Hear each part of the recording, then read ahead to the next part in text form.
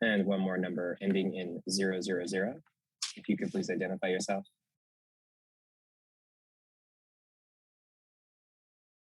I'm sorry, could you repeat that? Yeah, the phone number ending in 000. If you could please identify yourself. Sean Fallon, Precinct 6. Thank you.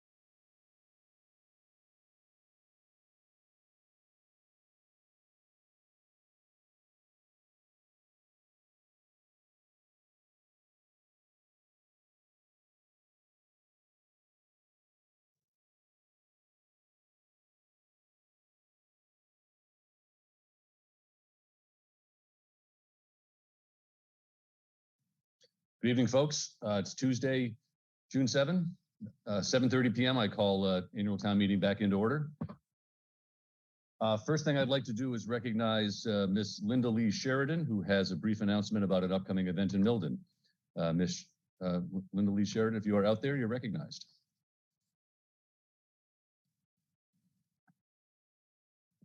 Thank you. Thank you. I'm Linda Lee Sheridan, town meeting member from Precinct 9. Thank you, Mr. Moderator, for allowing me the time to speak. I'm here this evening to remind you all that Milton Music Fest and Fireworks will be back again Saturday, June 25th, with Celtic Sunday on June 26th on Hutchinson Field, across from the Forbes House and overlooking the Boston skyline. Festivities will begin at 5 p.m. on Saturday, and we will again have a huge sandbox and the ever-popular giant water slide for children of all ages, and bouncy house for smaller children. Cornhole was a big draw last year for families, and the fruit center truck will be on hand with goodies and a small slide for little ones. And children should be on the lookout for your favorite characters as they roam the field posing for pictures. Music will kick off at 6:30 with Pauline Wells and her all-female band, followed by the popular dance band Booty Vortex from 8 to 9:30. The evening's festivities will conclude with perhaps the most spectacular fireworks you have ever seen. Last year, we drew our biggest crowd yet, with thousands present for the spectacular display. Celtic Sunday begins at noon on June 26th with many familiar and beloved Irish bands: Fenian's Son, Aaron's Melody, Sean and Carolyn Brennan and the Skiffs, Currig's Fancy, and new this year, the Strawberry Hill Band. The headliner will be Celtic Cross from New York City. And again, new this year, we will welcome a tiny little Irish pub. We'll also have a trad tent where you can enjoy traditional Irish music in a smaller setting and perhaps even join in. This annual memory-creating event wouldn't be possible without our major sponsor, the Copeland Family Foundation, and the many town departments who assist in countless ways. Free parking is available both days at LaSalle and Fontbonne, with shuttle buses bringing you to the field. Food trucks and beer and wine truck will be on site both days, so no outside beverages, adult beverages are permitted on the field. As you can tell, this is an action-packed weekend we have planned. However, we are a small group of only 6 volunteers coordinating this event. This year, we're asking for some volunteers to help. We're in the process of creating an online sign-up on our website for opportunities to help, and it should be up and running by tomorrow. We will have jobs involved with setting up the field and activities on Friday and Saturday, and breaking down everything on Monday morning. We also have the important job of emptying trash throughout the events on Saturday and Sunday. Please consider lending a hand for even an hour or maybe 2. Bring your friends or make it a family service project and help us to continue to make this one of Milton's most memorable events of the year. Please check out our website, miltonmusicfest.org, or follow us on Facebook. And before I close tonight, I would like to recognize and thank Brian Kelly, who was one of the founding members of We Are Milton. Brian stepped down this year after 10 years of sharing his enthusiasm, creativity, and tireless can-do attitude. His easy laugh and energy is sorely missed by our committee, and we want to thank him from the bottom of our hearts. If you see Brian Kelly around town, I hope you'll stop him and say, thanks and job well done. We hope to see you all on Hutchinson Field on June 25th and 26th. Thank you. Thank you, Ms. Sheridan. One other brief announcement. Last night, I announced that the memorial service for Ted Hayes, a longtime elected official and appointed official, is on June 18, but the time is 11 a.m. So Saturday, June 18 at 11 a.m. With that, what I'd like to do is recognize Mike Zulis of the Select Board. Mike has asked for permission to make a motion on one of the articles. Mr. Zulis, you're recognized.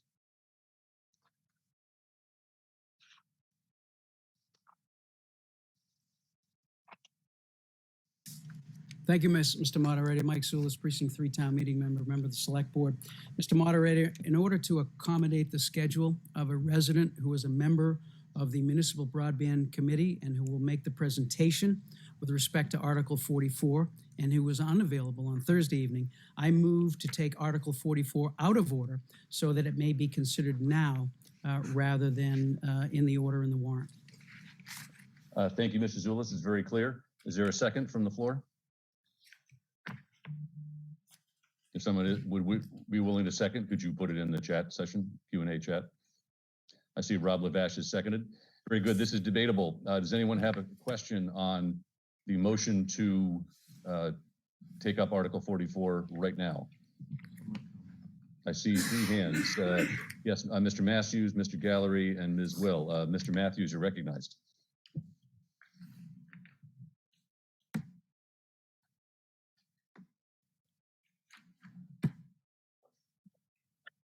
I'm sorry, that was a mistake. We hear you now. Was that a mistake? Yes, it was a mistake. I'm sorry. Okay, very good. Ms. Will, your hand is raised. Do you wish to speak to the motion to move Article 44? I was raising my hand to second the motion to very good. consider. Just a note, I see your comment now. Yes, if you would say so moved or second in the chat, we can get through this very quickly. So thank you for that. Seeing no further hands raised. This just requires a majority vote. If we could put up the poll.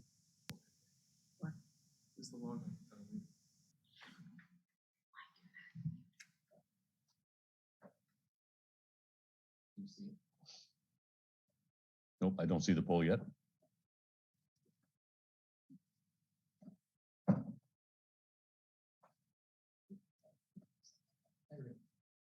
All those in favor of the motion before the body, please signify by voting yes. All opposed, please vote no. All abstaining, please vote abstain. Please remember to click submit when you're done. We could unmute the phones.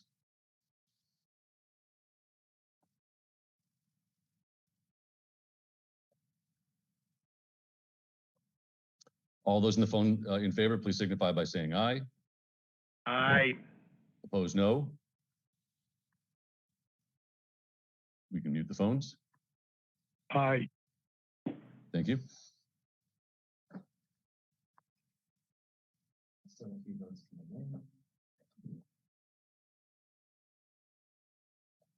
Okay, if you could close the poll, put up the results. The motion carries with 175 yes at 90%, 15 no at 8%, and 4 abstains at 2%. With that, we'll proceed to Article 44, which is on page 47 of your warrant. I'm first going to recognize Mr. Arthur Doyle of the Select Board. Mr. Doyle, you're recognized.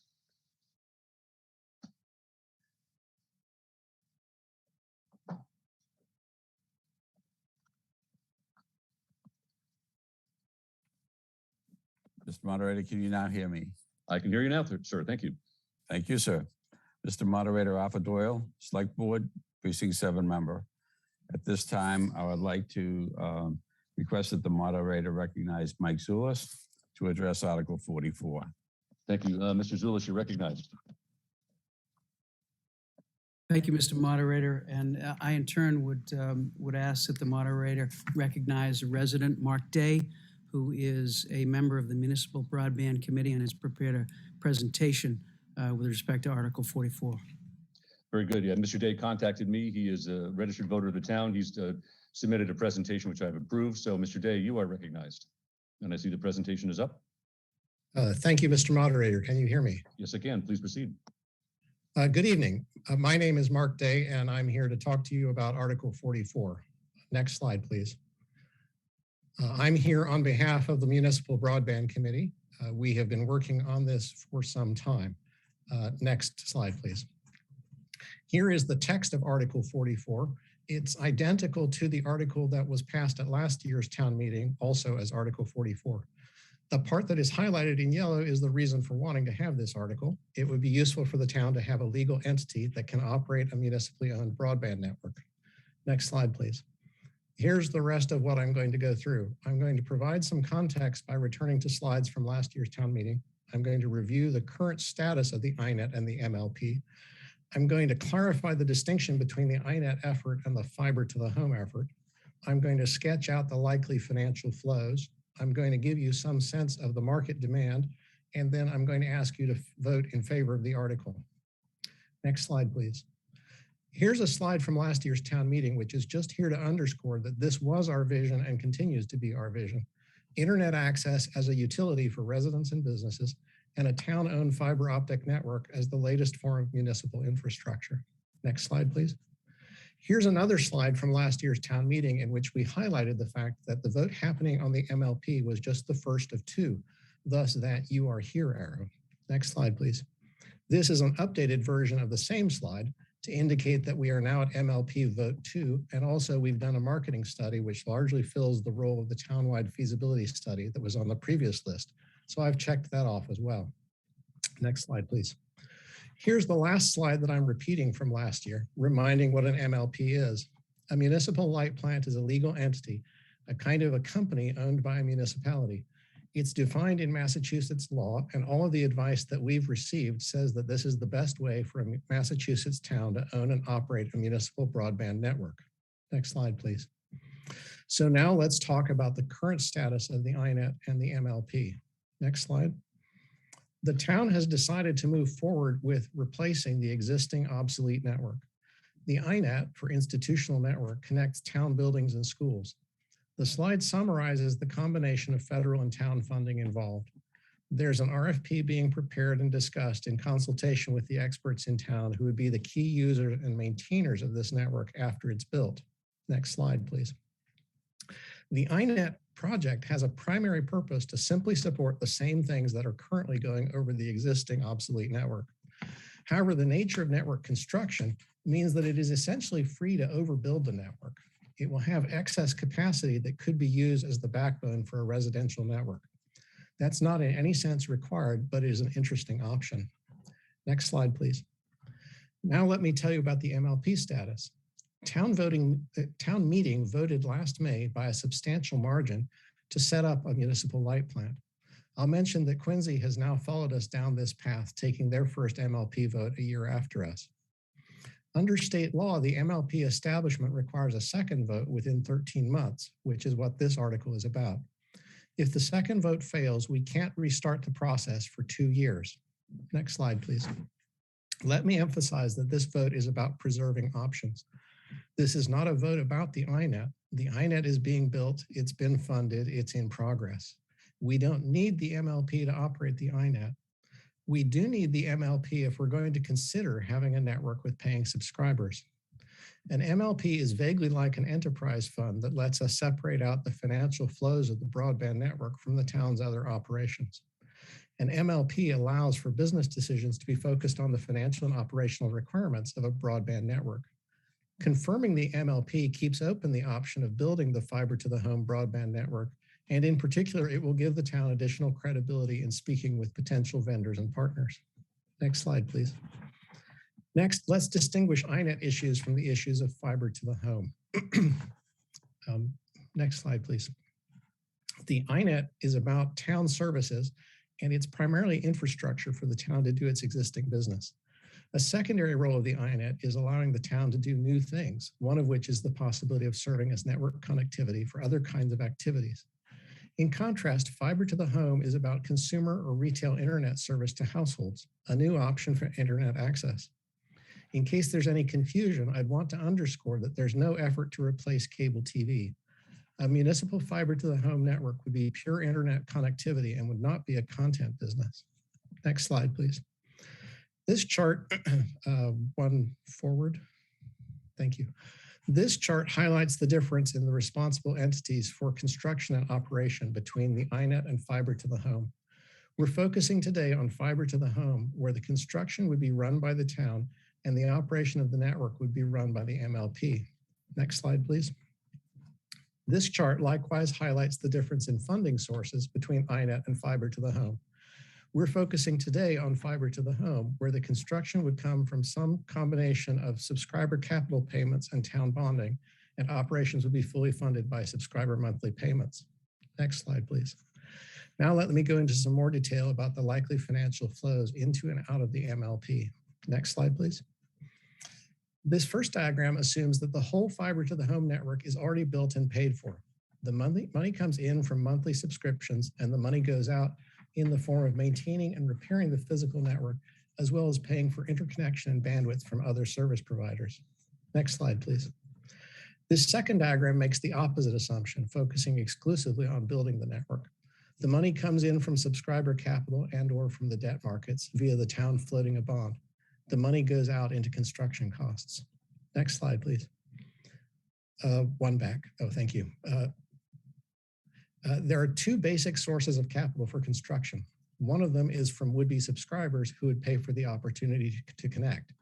A roughly comparable situation is when a house is connected to a gas line. The capital charge for network connection covers both the individual house connection plus a share of the cost to reach that neighborhood. The other key source of capital for construction is bonding by the town. The debt service would still be from subscriber payments. We can use these sources of capital in some combination that's yet to be determined. I'm not going to attempt to resolve that today. We don't yet have enough information. Next slide, please. This diagram combines the two previous ones, as well as a little additional information to give a more realistic flow of funds in and out. Money comes in from a combination of monthly subscriptions from subscribers, subscriber capital, debt, and possibly payments from institutions in town that are using the network. Money goes out for maintenance and repair, network charges, ongoing construction of the part of the network that's not yet finished, as well as debt service for the debt that we took on.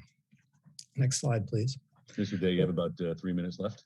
Okay, there's no appetite in town for tax subsidies, and there's no appetite for a tax levy. Accordingly, any debt service must be fully covered by the monthly subscriber fees. Next slide, please. Likely market demand. Next slide, please. The term take rate is important in discussions of broadband networking. The take rate is the fraction of potential households that are subscribing to a network. It's designed to cover the entire town, but we know that not everyone in town will subscribe. Because there are 2 incumbent service providers in at least parts of the town, a plausible target for a take rate is 40%. Next slide, please. The committee recommended and select board funded a market survey by an outside consultant, which was published in February 2022. Even taking a conservative view, 54% of those surveyed would pay $60 a month for 100 megabit per second service, and 51% would pay $80 a month for gigabit per second. Those numbers are well above our conservative 40% take rate. Next slide, please. The next question is whether we can plausibly hit those price points. We're using here pro forma costs that are adjusted from estimates originally developed for Quincy. When we adjust those for our different circumstances, we wind up with an estimate of $35 per premise per month in capital cost and $30 per premise per month in operating cost. Next slide, please. That means that our overall expected cost in this back of the envelope calculation is $65 a month. The service only needs to break even at a 40% take rate since all the finance and operation costs are already included.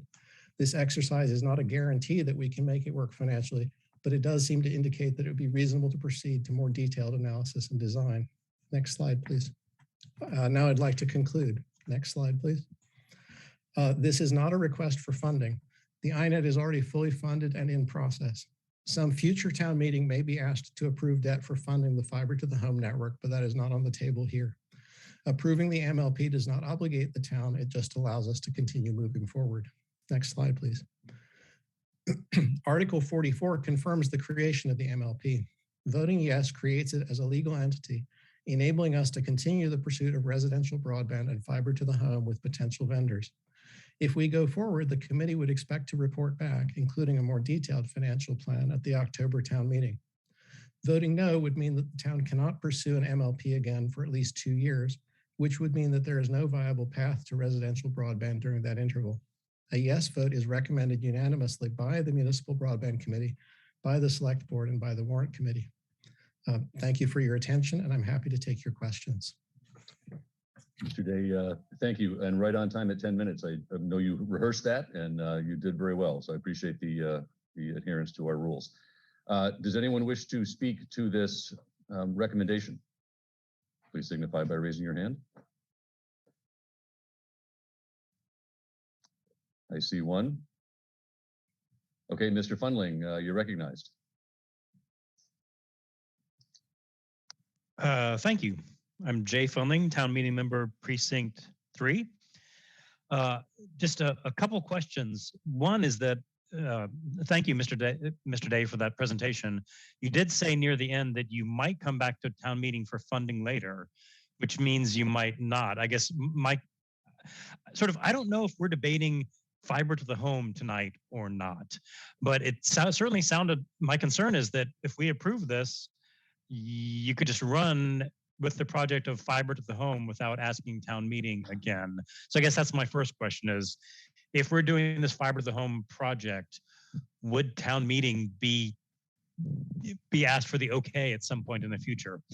And my second question, as Mr. Day might recall, I previously was on the committee.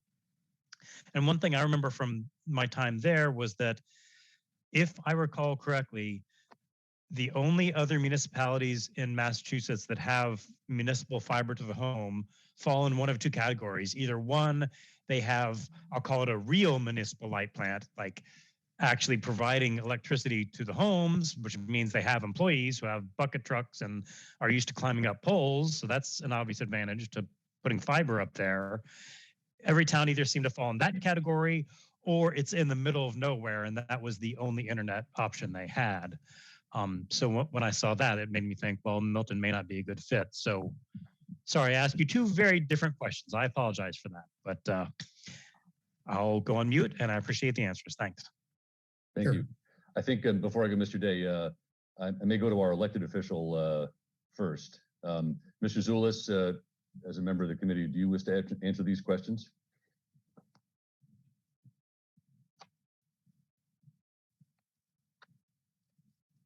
Mr. Zulus, you there? Oh, There you are. can you hear me now? I can, yes. Yes, thank you, Mr. Moderator. Mike Zulus, Precinct 3 Town Meeting member of the Select Board. Yes, I will take the two questions, and if Mark wants to add something. Number one, can the town run with the project without further town meeting action? No, it cannot, because there is no money associated with it. In order to run with the project and continue the money, it would have to be funded. And for the funding, we would have to come back to town meeting, and that's what Mr. Day was referring to. Number two, with respect to your review of the project some years ago, it is true that in the past, there were some towns in Western Mass, some smaller towns who had pursued this project, and there were other towns of our equivalent size who had the foresight 100 years ago to set up municipal light plants, and they were providing electrical and also internet service through their municipal light plant. Since that time, several cities and towns have moved forward and are trying to move forward with projects like this, such as Weymouth, such as Quincy, such as Falmouth, and others as well that I don't have right at hand. So this is something that is moving forward in several other cities and towns. The effort is to come up with a plan to develop better, faster, cheaper internet. Other cities and towns are seeing the possibility. Milton has seen the possibility for the last year, and we hope we can move forward with it. Thank you, Mr. Moderator. Thank you, Mr. Zulus. Mr. Fundling looked like he dropped his hand, so I think you answered his questions. I see three names, Ms. Martland, Mr. Furs, and Mr. Gilmore. Ms. Martland, you're recognized. Hi, Genevieve Martland, Precinct 4. I just was wondering if you could tell us a little bit about the town of Braintree that seemed to have gotten out of a 20-year contract with their internet for the town, and if that's a concern you see happening here. Just to clarify, got out of which contract, Ms. Martland? I believe they're providing internet and they are no longer doing so and sold back to Comcast. I see. Okay. Again, I'll go to Mr. Zulus unless you defer. Mr. Moderator, I can tell you that there were idiosyncratic business reasons for Braintree getting out of this. They had an obsolete system that had been in place for many years. Ours, because we've already funded a new iNet, would be a brand new system. So I think that's the primary difference, that Braintree had an obsolete system that was going to require heavy additional capital costs. We have and they had patched it together for many years.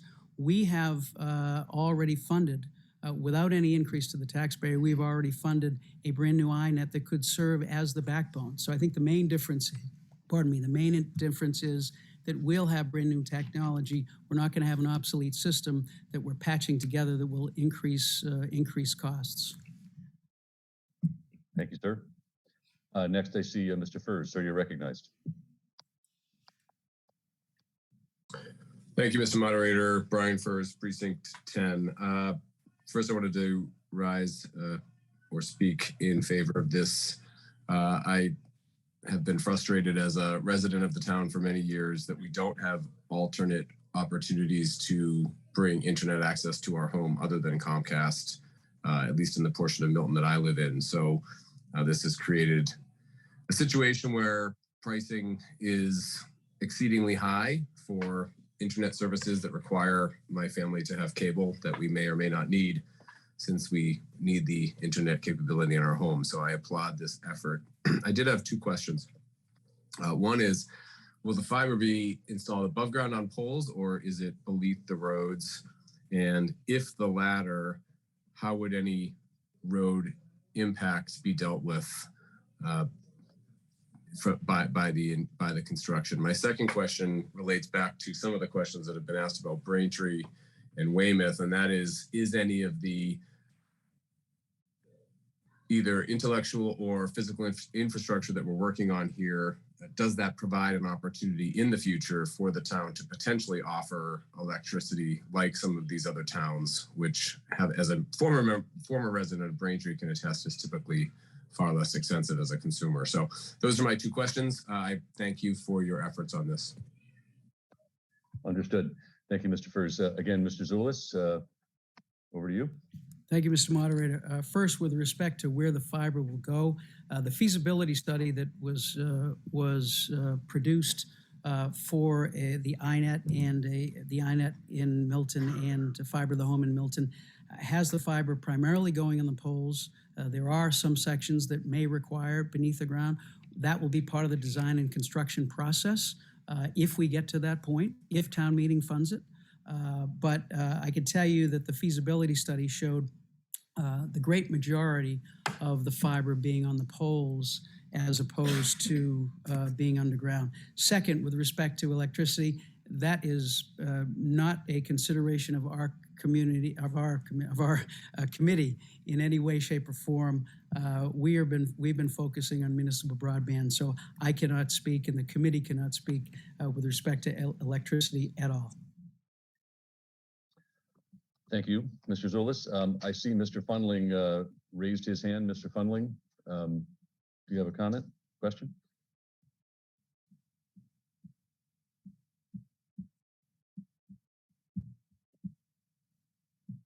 Maybe down the list a little bit.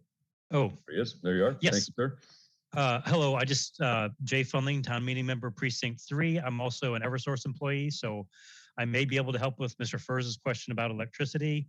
I remember this coming up at Eversource at work a few years ago, and I do not remember the details, so take this for the secondhand information that it is, but we looked into this question, and it's, if not impossible, then extremely difficult. Let's say all but impossible for a new municipal electric service to start up. I may have just gotten myself in a lot of trouble and maybe even fired, but no, that's so to answer Mr. Furz's question, I think this is unlikely or impossible that this will lead to municipal electricity. Well, we'll back you up, Mr. Fundling, if anyone comes after you. So, but thank you for your candor. With that, I see Mr. Gilmore and Ms. Anderson. Mr. Gilmore, you're recognized.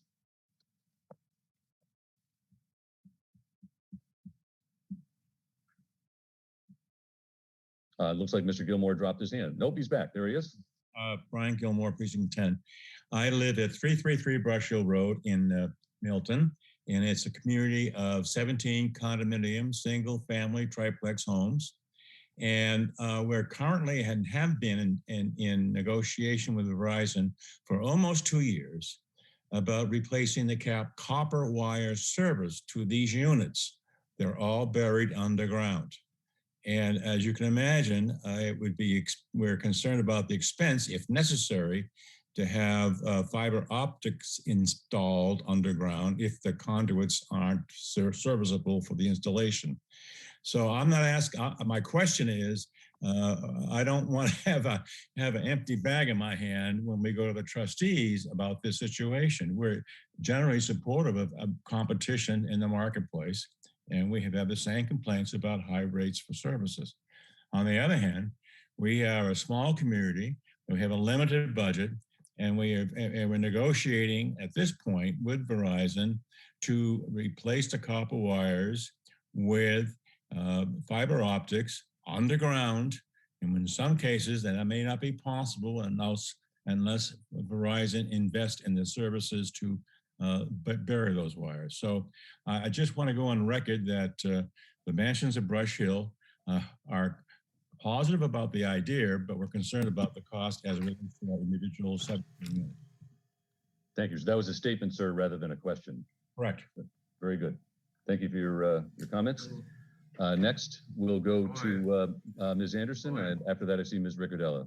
Ms. Anderson, you're recognized. Hi, thank you. April Anderson, Precinct 2, Town Meeting Member. I just have a couple of questions. One, I want to make a comment and just say thank you to Mr. Zulus and the committee for taking on this issue. I'm always happy to see the town thinking out of the box, and I appreciate your efforts. Someone mentioned Braintree earlier, and from what I understand, the situation in Braintree was absolutely, as Mr. Zulus talked about as being an obsolete system, but from what I understood is that it became obsolete because over 20 years, the community didn't have the resources necessary to continue investing in the infrastructure. And so I'm wondering if we can just hear a little bit about what the feasibility shows for ongoing capital costs. I used to sit on the capital planning committee, and I know that there's incredible demands for road improvements and school building improvements and a variety of other things. So I just want to know a little bit more about what the capital needs are moving forward. Capital needs ongoing. All right, very good. Again, Mr. Zulus, I'll start with you. Thank you, Mr. Moderator. So my understanding is that Braintree made the decision not to invest. With respect to the costs, the goal here is to have the bonding and the servicing covered by the subscriber cost. And as Mr. Day pointed out, if we get a take rate above 40%, the numbers work. Now, we'll have to move forward to refine them, and we'll have to enter into an agreement with a partner who can help us make those work. But the goal is to have the subscriber cost spread over a number of subscribers, satisfy the bonding costs and the servicing costs going forward of any ongoing maintenance. So that's the goal, and that's what we'll seek to do with any partner. Thank you, Mr. Moderator. Oh, and Mr. Moderator, I just wanted to mention, if I might, with respect to Mr. Gilmore's statement, our committee meets generally Monday mornings at 8 a.m., generally every week, or at least twice a month, but generally every week. And so we'd be happy to make sure that the lines of communication are open with the Brush Hill neighborhood, Brush Hill neighborhood area, so that we can make sure there's no duplicative efforts here, and there's no, and we can coordinate our efforts with respect to conduits. Thank you, Mr. Moderator. Very good. Ms. Anderson, I still see you unmuted. Did you have follow-up? I do not. Very good. The last hand I see is Ms. Riccadella. Ma'am, you are recognized.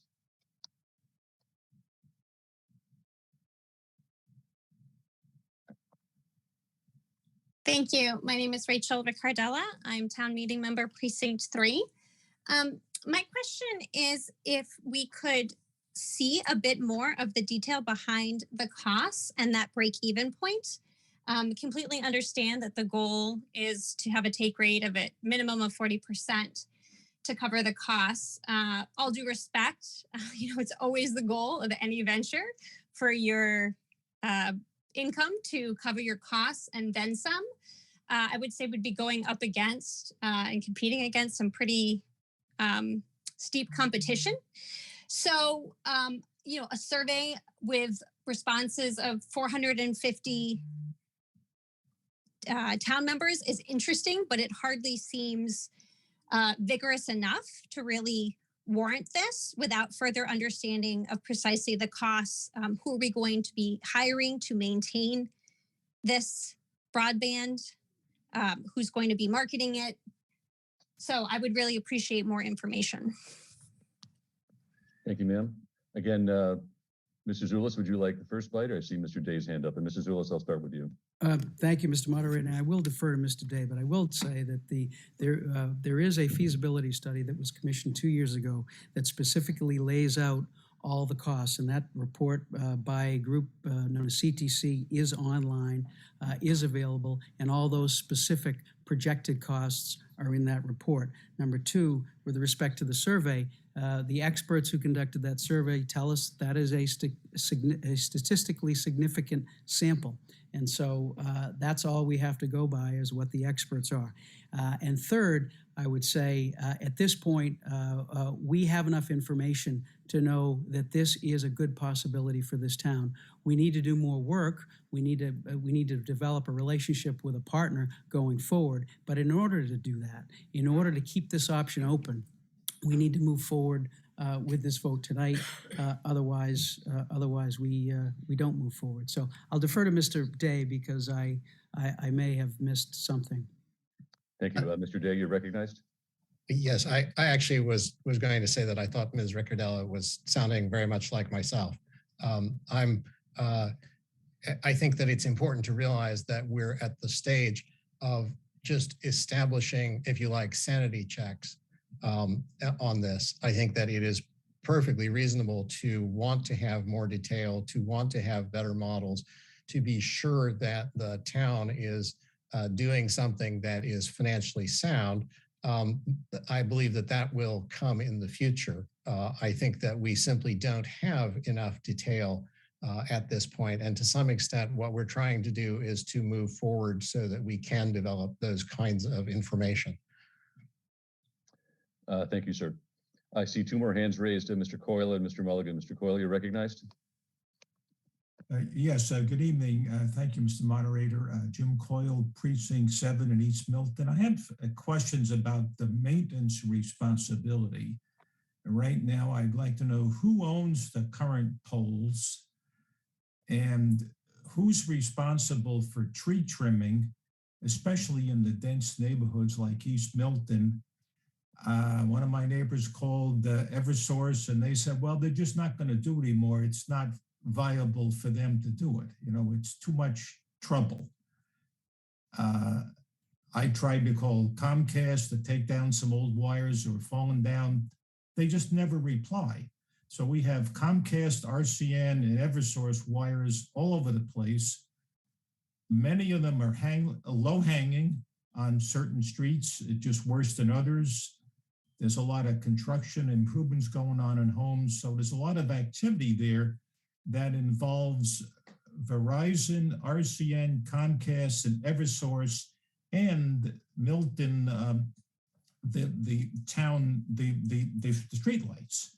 So, you know, it's like you're trying to put something in a jungle here that's already somewhat out of control. I mean, everything works, you can get it done, but it's more wires being added to an already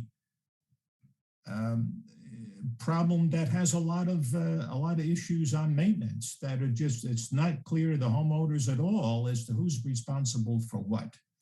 So I don't know if this, anyway, that's my question, the responsibility. Could somebody please explain all what's going to happen?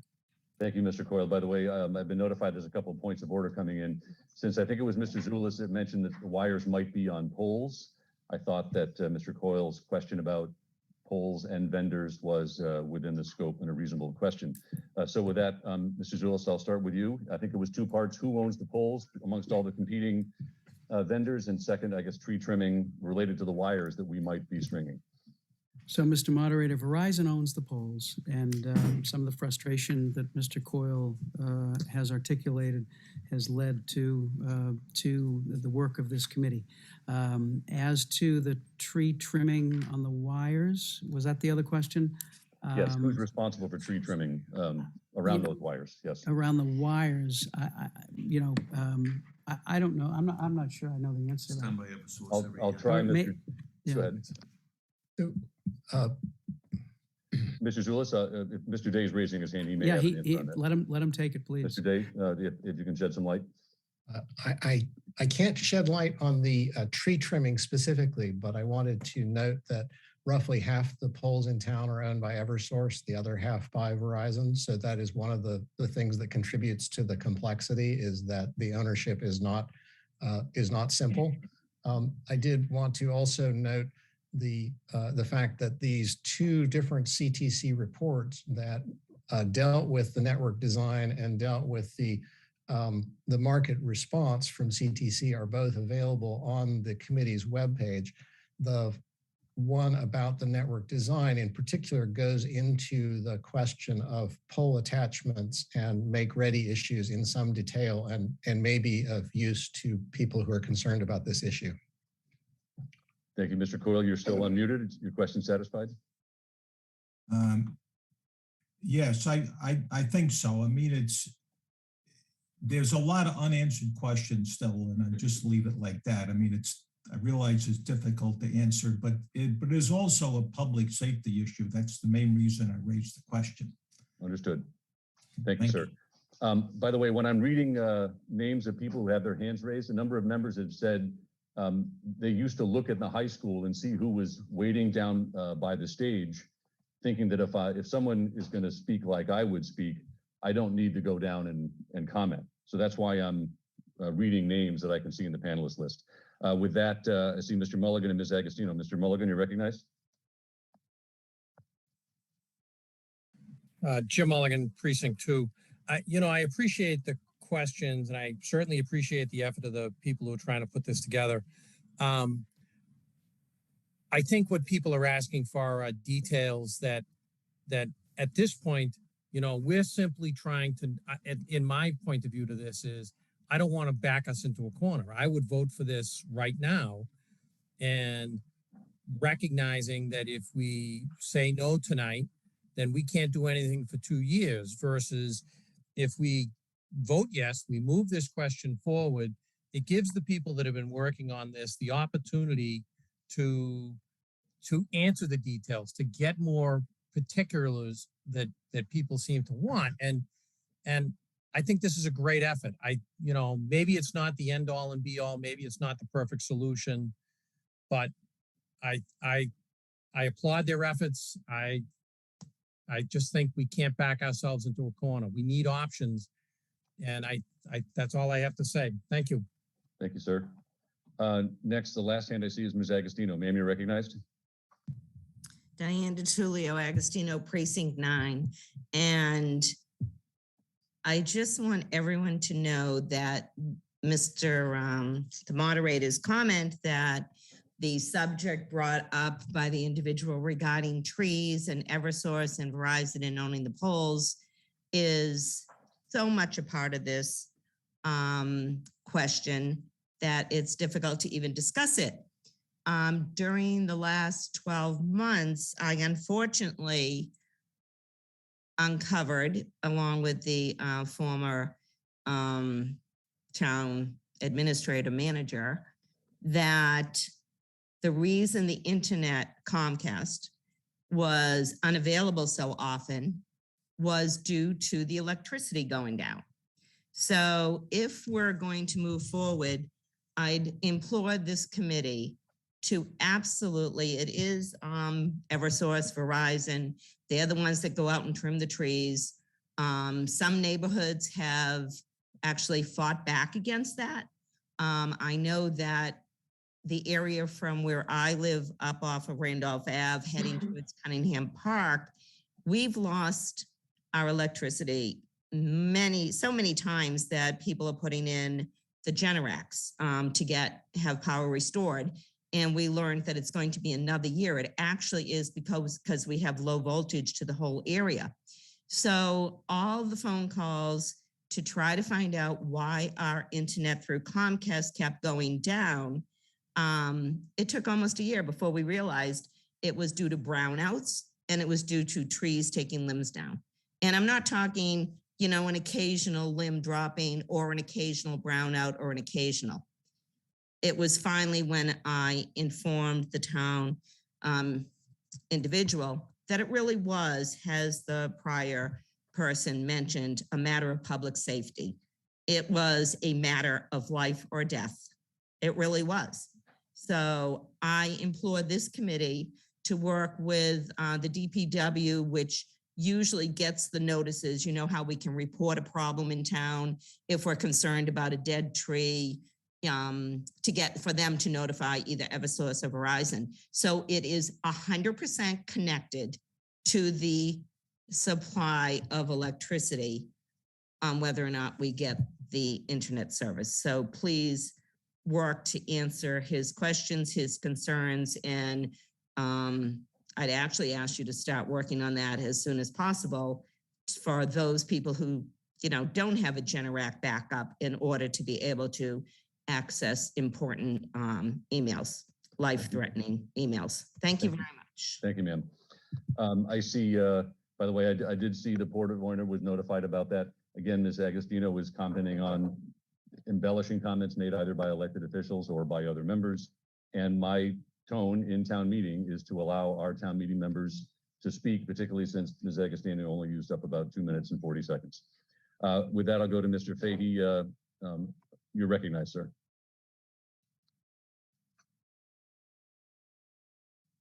Thank you, Mr. Moderator. Sean Fahey, Precinct 9.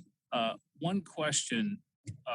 If town meeting votes yes tonight, could you please explain what is it that we will be committed to, and at what interval town meeting would make additional decisions with regard to this? And I will say, I do appreciate all the hours and the effort that the committee has put into this. I think it's terrific that we have an opportunity to consider it. But I would like for the residents to understand what we would be committed to if we said yes.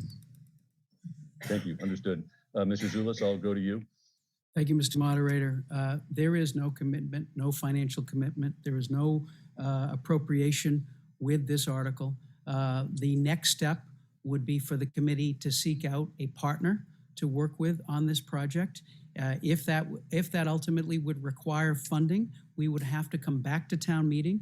And the goal, I think it's fair to say, the committee's goal would be to seek a partner over the next few months and to come back to town meeting in October with a partner and with a proposal for entering into a relationship with that partner. Not full financing at that point, it doesn't seem to me, but enough financing to enter into a relationship with a partner to develop that system. And then subsequently, perhaps next year, we would come back to town meeting with a full-blown proposal. That's a general idea of how it may go forward.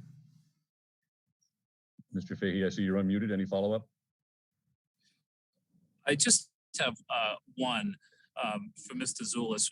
Is it within consideration of the committee to increase the sampling from the number of 450 to a larger number? If 40% is the point where it becomes feasible, that feels to me like it's a number that's probably around 4,000. So we only have a sampling of about 10% of the required number of residents that would be needed to make it feasible. Mr. Zulus? Yeah, thank you, Mr. Fahey. The only thing I would say to that is this is what the survey experts have told us is a statistically significant sample. We came in higher than they said we needed to make it statistically significant. I'm not in that field, and so I can't say whether it would be better or worse. But that's what those who have developed the report tells us. And as I think Mr. Day mentioned, the report is on our webpage, and anyone can take a look at it and see the full-blown process. The full-blown process and the statistics and how they came to the conclusion that they did. And Mr. Day, thank you, Mr. Zulus. Thank you, Mr. Fahey. Mr. Day, can you shed some light on this sample question? So I just wanted to note that a larger survey would have cost us more money, but would not necessarily have told us anything different. The actual difference that matters is when it comes time for people to commit money, and we don't know for sure whether they will do that in line with what they said in the survey, and making the survey larger wouldn't actually address that problem. Thank you, sir. All right, I see no new hands, but I see 2 repeat hands. So we're at the point where we'll recognize the repeat speakers and then go to a vote. So Ms. Agostino and then Mr. Furs. It's actually a point of order, Mr. Moderator. I only caught your comment after my points regarding Article 44. So could you please clarify why you made the comment? Did someone, I can't see anything in the question and answers with someone raising a point of order regarding my comments. So I'd like to understand why your comment was made. Yes, I've been notified in the chat of Zoom, the Q&A chat, that members are commenting on our questions or statements being made by members within scope of the article. And so since I was able to tell from the tone of the question and the content of it, what they were asking, I was answering a question about scope of the comments. So therefore, I will make the following comment. However, that's not showing up on my chat. So I don't know why the chat's not showing all the comments. So I'll be very specific here regarding Article 44. The lines that provide service to our homes, whether it's Comcast, RCN, whatever, are powered by electricity. And I only learned this after months and months of being unable to communicate regarding a life or death matter. That is not out of scope in any means. And the fact that anyone would raise it as being out of scope means that my point is not understood. So if you have someone in the hospital and you need to communicate constantly with their doctors, and you can't do that for months because your electricity is browning out or going out. And then, I mean, town hall finally did get one of the top people at Comcast to get involved. And it was only when I realized that the Comcast was going out precisely at the moment that my emails or messages through a medical portal were not being received. That's when we realized it, that it had to do with the power. So if we're going to pass Article 44, and if this committee is doing all this work to bring us better service, then the issue of power is critical to us receiving this type of service at our homes when we most critically may need it. So I want to make 100% sure that town meeting members understand the connection. And I do thank the individual who reminded me that it is a public safety issue, and that I trust tomorrow this committee will further investigate that entire situation throughout the town, because it's not just the area from my neighborhood down to Cunningham Park, as the other town meeting member said. Okay. So thank you very much, Mr. Moderator. Understood. Thank you, ma'am. We'll go to Mr. Furs then, and then I'd like to close out and go to a vote. Mr. Furs, you're recognized. Thank you, Mr. Moderator. As I said earlier, I support this article. I'd like to see it pass. There seems to be some concern around potential costs associated with this and impact to the town budget. I'm wondering, and before I make any motion, I'd like to get an opinion from the select board, if there'd be an acceptance of a friendly amendment to add the words budget neutral before appropriate, or excuse me, before necessary and appropriate action in this article. Let's see. Can you just point me to the line? Certainly, it would say recommended that the town vote to authorize the select board to take all budget neutral, necessary, and appropriate action. I understand. Thank you. Okay, it's a friendly amendment. So I think it's a question to the select board if they would accept that. I'd rather not submit a amendment that would need to go to a vote. Right. Okay. Why don't I turn that over to the select board, let them consider that. By the way, Ms. Agostino asked a question in her comments that I'll answer. Why isn't the chat visible to everyone? It was my decision in implementing this technology to avoid opening up a chat and all the comments being visible. That would then create a giant sidebar conversation to town meeting, as opposed to directing all the comments through the moderator. So that is why we've closed the chat off, so you can just communicate into the moderator rather than opening up sidebar conversations.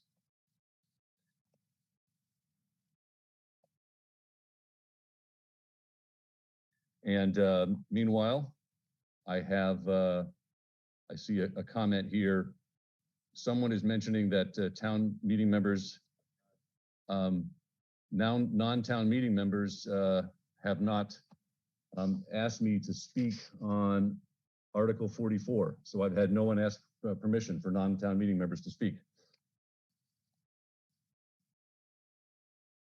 So with that, select board, are you considering this friendly amendment?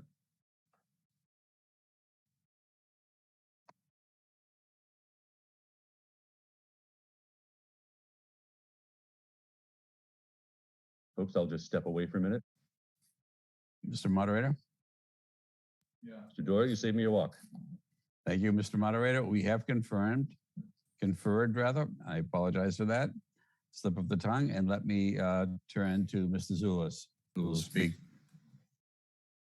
Thank you. Mr. Zulus, you're recognized. Thank you, Mr. Chair. Thank you, Mr. Moderator. And thank you, Mr. Furs. This article and this recommendation as drafted is budget neutral. There is no budget appropriation associated with this. The concern about adding that language is as follows. This article and this language will go to the Department of Public Utilities for approval. And this is the language that that has been approved previously by the Department of Public Utilities. We don't know if adding that language, which is not necessary because it doesn't, the article doesn't provide for any budget or any appropriation. We don't know if adding that language might create a problem with getting approval by the Department of Public Utilities. And so for that reason, I believe the Select Board doesn't support the friendly amendment, with regrets, Mr. Furs, because I understand it, but the article as it stands is budget neutral, does not provide for any budget. So I think we're okay on that point. Thank you, Mr. Moderator. Mr. Furs, before I go to the warrant committee, because this is actually their recommendation on the floor and they're the decider of friendlies, do you still want to proceed to the next step with the warrant committee with your friendly? No, thank you. I appreciate Mr. Zulus's comment. I do not have a motion at this time. Thank you. Okay. Then I see one new hand raised and went down. And then the last hand I see up is who's also a second-time speaker, according to my notes, Mr. Gilmore, you're recognized. Mr. Moderator, can we move the question to be acted upon? If that's the last thing, I see no other hands and I'll proceed to a vote. Thank you. You're welcome. By the way, there was a member, can I just confer with my staff here? There was a question, but I'm going to stop taking any more questions at this point and just get a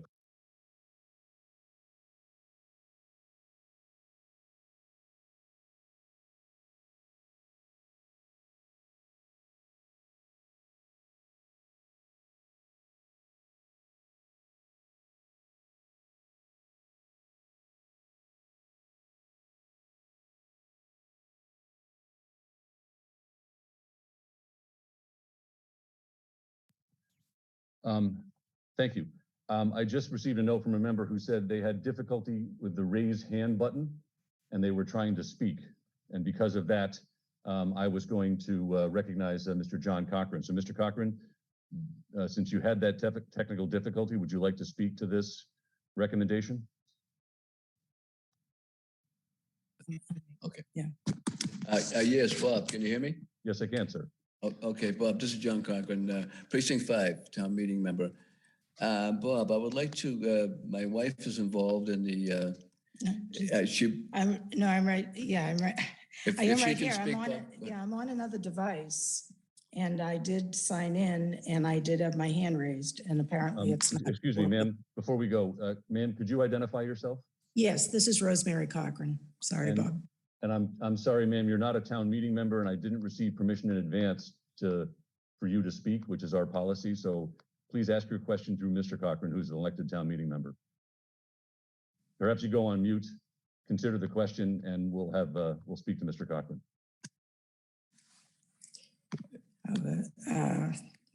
We'll put you on mute for a minute while you consider that.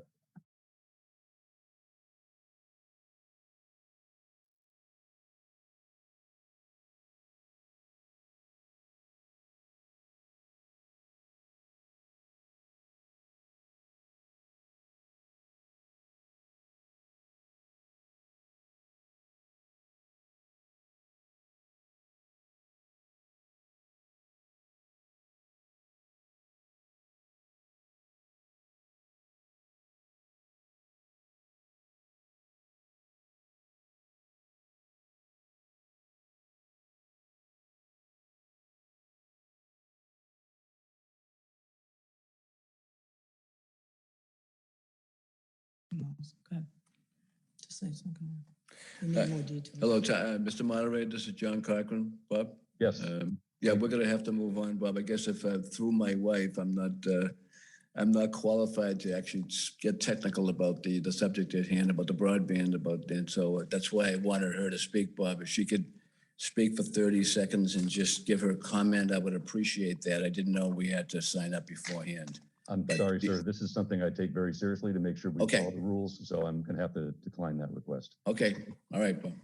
With that, I see no other hands being raised, and so I'm going to go to the vote. Let me describe two things about this vote. First, it is a 2/3 vote, and second, I've been informed by town council that during the formation of this municipal light plants, the votes of town meeting members need to be recorded. So your individual yes, no, abstain will be recorded. I'll come back to another point. And so this is something it is possible to do in Zoom. It has been impossible for us to do it on every question in Zoom, but we can do it selectively when we know in advance. Now, I'm going to ask the Zoom administrator to open up the mic. I think we have one member that is in the attendee pool that we need to put to panelist. Yes, hi, Joanne Bonner. I'm trying to promote you to a panelist. So if you could please accept that.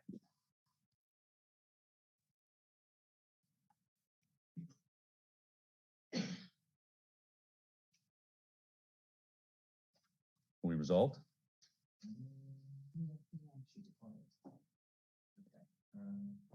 All right, could you give me the name of the member or the? All right, Ms. Joanne Bonner, who is currently in the attendee pool. I've been informed by the town clerk that you are not a town meeting member. We need to move you before the vote out of the attendee pool into the panelist pool. When the Zoom administrator tries to promote you, please click as it yes or accept to move out, or we'll just remove you from the meeting entirely. So would you try again to promote to panelist?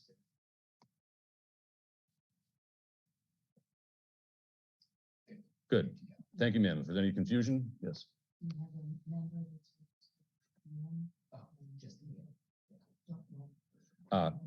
Also, if a member who's put their name in the system as just Ann, if you could identify yourselves and we will update your name.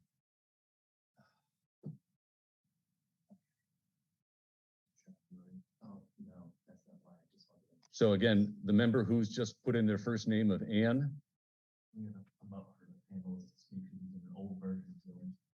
I see. Okay. Then could you promote?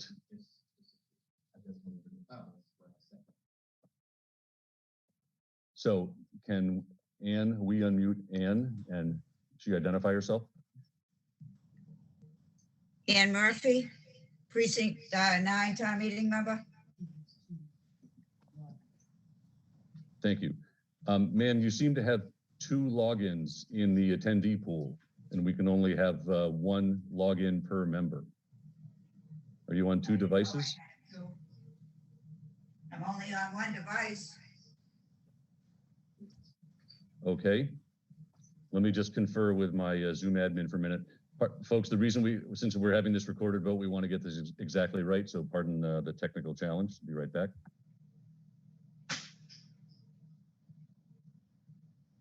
I was also logged in for Home Inc., I think, if that counted.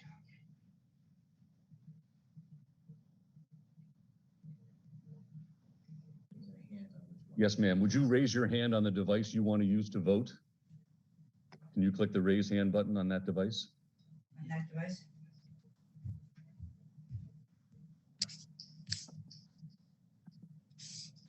It's not on the screen. You're on an old version of Zoom. Okay, ma'am, then we're going to use a voice vote. Can you sign out of the other Home Inc.? Or we can sign you out of the other Ann Murphy. Okay, I'm on this computer. Maybe I'm Home Inc. I can't find the raise hand. Okay, I understand. What we'll do is we'll try to delete you from the other login. So, and then we'll ask you to call your vote out when I unmute the phones. So we'll get a voice vote from you. Let me just check with my staff and see if we can remove the other device. Okay, we are now set here. So with that, I'm not going to recognize any other speakers at this point. We're going to go to the vote. So If we could, so Ms. Murphy, just be silent for a moment till I get you. If we could put up the poll. Again, this requires a 2/3 vote. All those in favor of the motion before the body, please signify by voting yes. All opposed, please vote no. All abstaining, please vote abstain. Member, please to click submit. If we could unmute the phones. And on the phones and Ms. Murphy, all those in favor of the motion, please signify by saying aye. Aye. All opposed? Thank you. Awesome. And we Are you have waiting for something for me to do? yes, just say yes if you're in favor of the article, or no if you're opposed, ma'am. Oh, we're voting. We're voting. Yes. Are you in favor or opposed? Well, mine is. Host and panelists can't vote. Ma'am, just tell me out loud. Are you in favor of Article 44 or I'm a are town you a meeting no vote? member. Ms. Murphy? Ms. Murphy, can you hear me?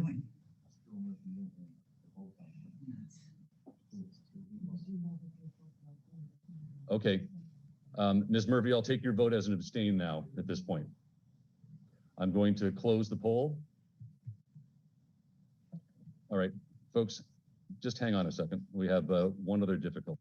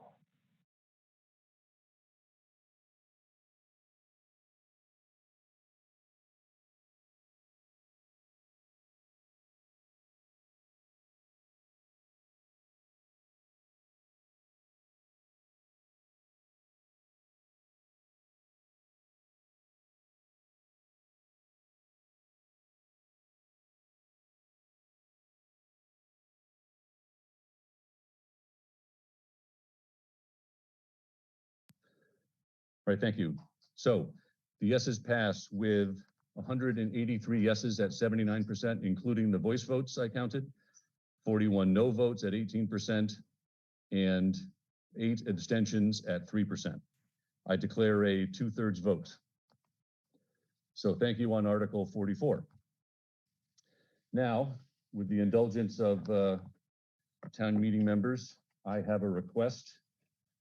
We would normally return back to Article 13 and then 14, which relates to electronic voting, because I anticipate that since I participated in the submission of these articles to the select board, the moderator may be getting questions.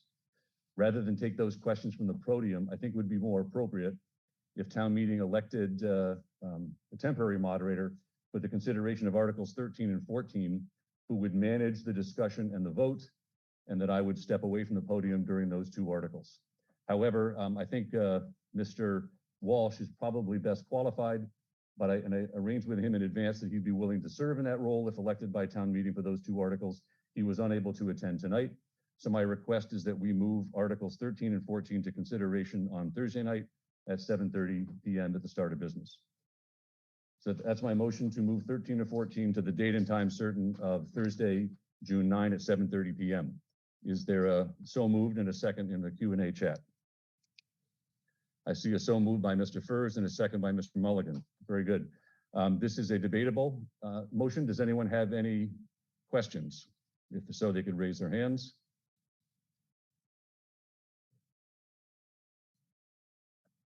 I see no hands raised. Very good. We'll go to a vote. If we could put up the poll. This requires a majority vote. All those in favor of the motion before the body, please signify by voting yes. All opposed, please vote no. All abstaining, please vote abstain. And please remember to click submit. If we could unmute the phones. And Ms. Murphy.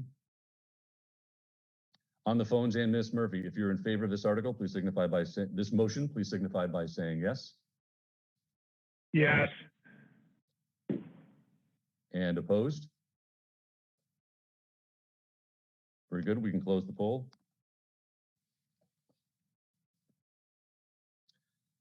The motion carries with 204 yeses at 93%, 9 noes at 4%, and I counted 6 abstains at 2%. With that, we will skip 13 and 14 and proceed to Article 15. Recommended that the town appropriate, let me just confirm with my consent agenda. Is that right, folks? Yes, we pulled 15 out. Very good. Recommended that the town appropriate the amount shown in the following tabulation under the heading recommended FY23 boards and committees. Conservation Commission, 2,500. Council on Aging, 328,349. Historical Commission, 2,240. Personnel Board, 61,835. Planning Board, 141,541. Master Plan Implementation Committee, 30,000. Warrant Committee, 13,053. Total boards and committees, 579,518. And that to meet said appropriation, the sum of 514,518 be raised from the tax levy and 65,000 be appropriated from funds certified by the Department of Revenue as free cash. Does anyone wish to speak to this recommendation? Please raise your hand.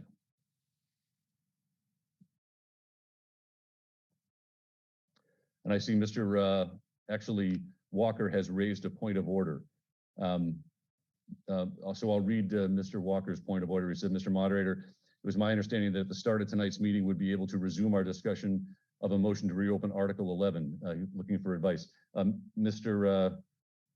Walker, I assumed you would raise your hand if you wanted to make that motion, and I didn't, because we discussed earlier, and I think you were waiting to, from my read, you were waiting to decide. So I was waiting for your raised hand. So if we could discuss this Article 15, and then I'll recognize you right away and discuss your topic.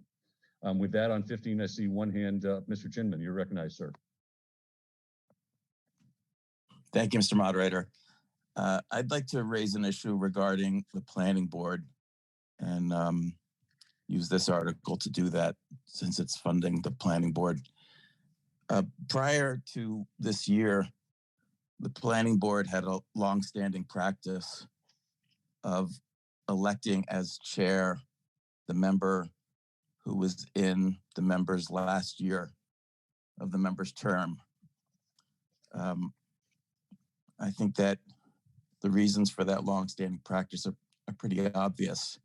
It values experience, and the planning board, more than most elected boards and committees in town, experience matters. It's very technical and law specific, and experience matters. And the policy, the practice, the longstanding practice, it also respects the voters who voted that planning board member onto the board with a legitimate and reasonable expectation that their selection for the planning board would, when it was that person's turn, be the chair. And it also promotes respect and cooperation among the board members because they all get a turn. It doesn't promote factions forming. And as I said, that was the longstanding practice prior to this year. The current planning board, the two newly elected members with the participation of the member who had 1 year of experience, threw that longstanding practice away. Those three members' combined experience on the planning board was 1 year and several days. And they voted to make the member with 1 year of experience the chair. I think that throwing that longstanding practice away is bad for the town. It's bad for the planning board. I know there was a recent planning board member who had the opportunity, who had the votes to become chair in advance of her turn, and she declined and preferred to stick to that practice, the longstanding practice, and wait for her turn to be the chair. It promotes many good benefits for the town. It promotes the usefulness of experience. And I think it's unfortunate that the planning board, these three members with a combined 1 year and several days of experience, decided to upend that longstanding practice. And I think the town meeting members, I don't think we're helpless about this, about something good for the town being rejected. I think we could vote a bylaw change to make experience a factor in who can be the planning board chair. And I know there's a statute about the planning board that says that the planning board chair will be voted from among the number of the members of the planning board. And that makes sense. It's got to be a member of the planning board. I don't read that as putting a limitation on the town's ability to value experience. So I don't think we can expect the planning board to submit a proposed bylaw change, but it could be by citizens petition.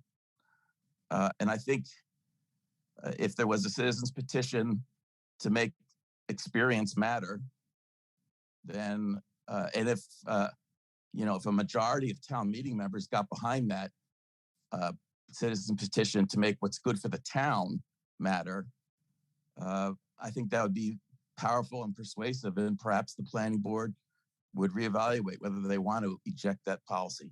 And I forgot to mention the reason for that policy being rejected and preferring the election as chair of someone with 1 year of experience was stated publicly by the nominating planning board member, who said that his reason for doing so was very simple, that the planning board member with 1 year of experience was, he said, the only town official who supported his candidacy. So it wasn't as if this was a change propelled by something that was believed to be best for the town. It was propelled by political payback. And I just can't see that we want to value political payback over what's good for the town. So I'm willing to be the point person on looking into a citizen's petition for the next town meeting to institute an experience requirement. If town meeting members want to contact me, michael.chinman@gmail.com. I'm easy to find if you Google me.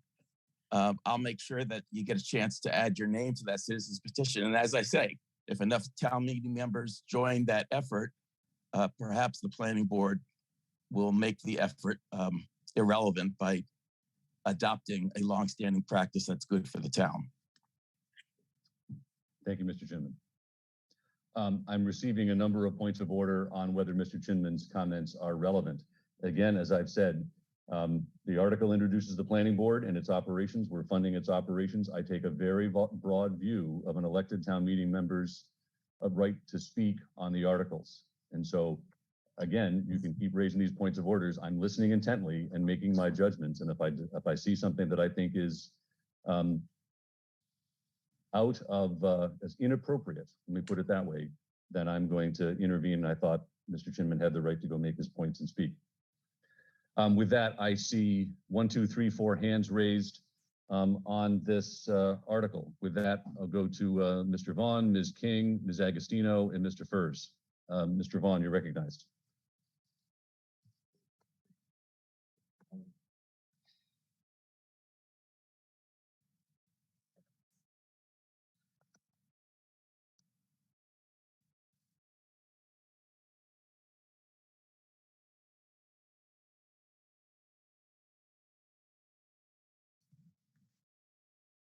Can you hear me?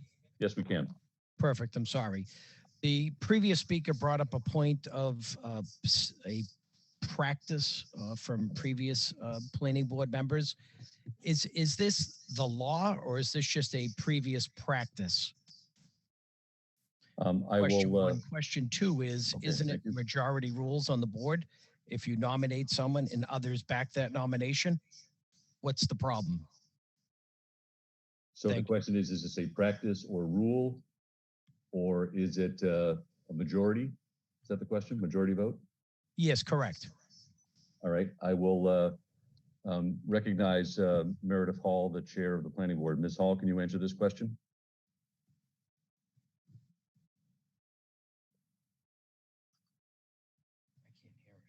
I'm sorry, I was being asked another question. Could you repeat that, please? Yes, the member asked, is the practice of electing chair, I think on seniority, if I stated it right, is it a practice or a rule? And what percentage of vote is required to elect a chair on the planning board? Thank you, Mr. Moderator. There is actually not a written precedent for electing the chair of the planning board. There's been actually quite a history with various planning board members wanting to have consecutive, be chair for consecutive years.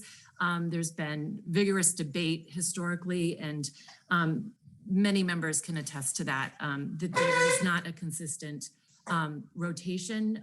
It can be consecutive. And it does just create, just require a quorum, a majority, sorry. Thank you. To elect the chair. Thank you, Ms. Hall.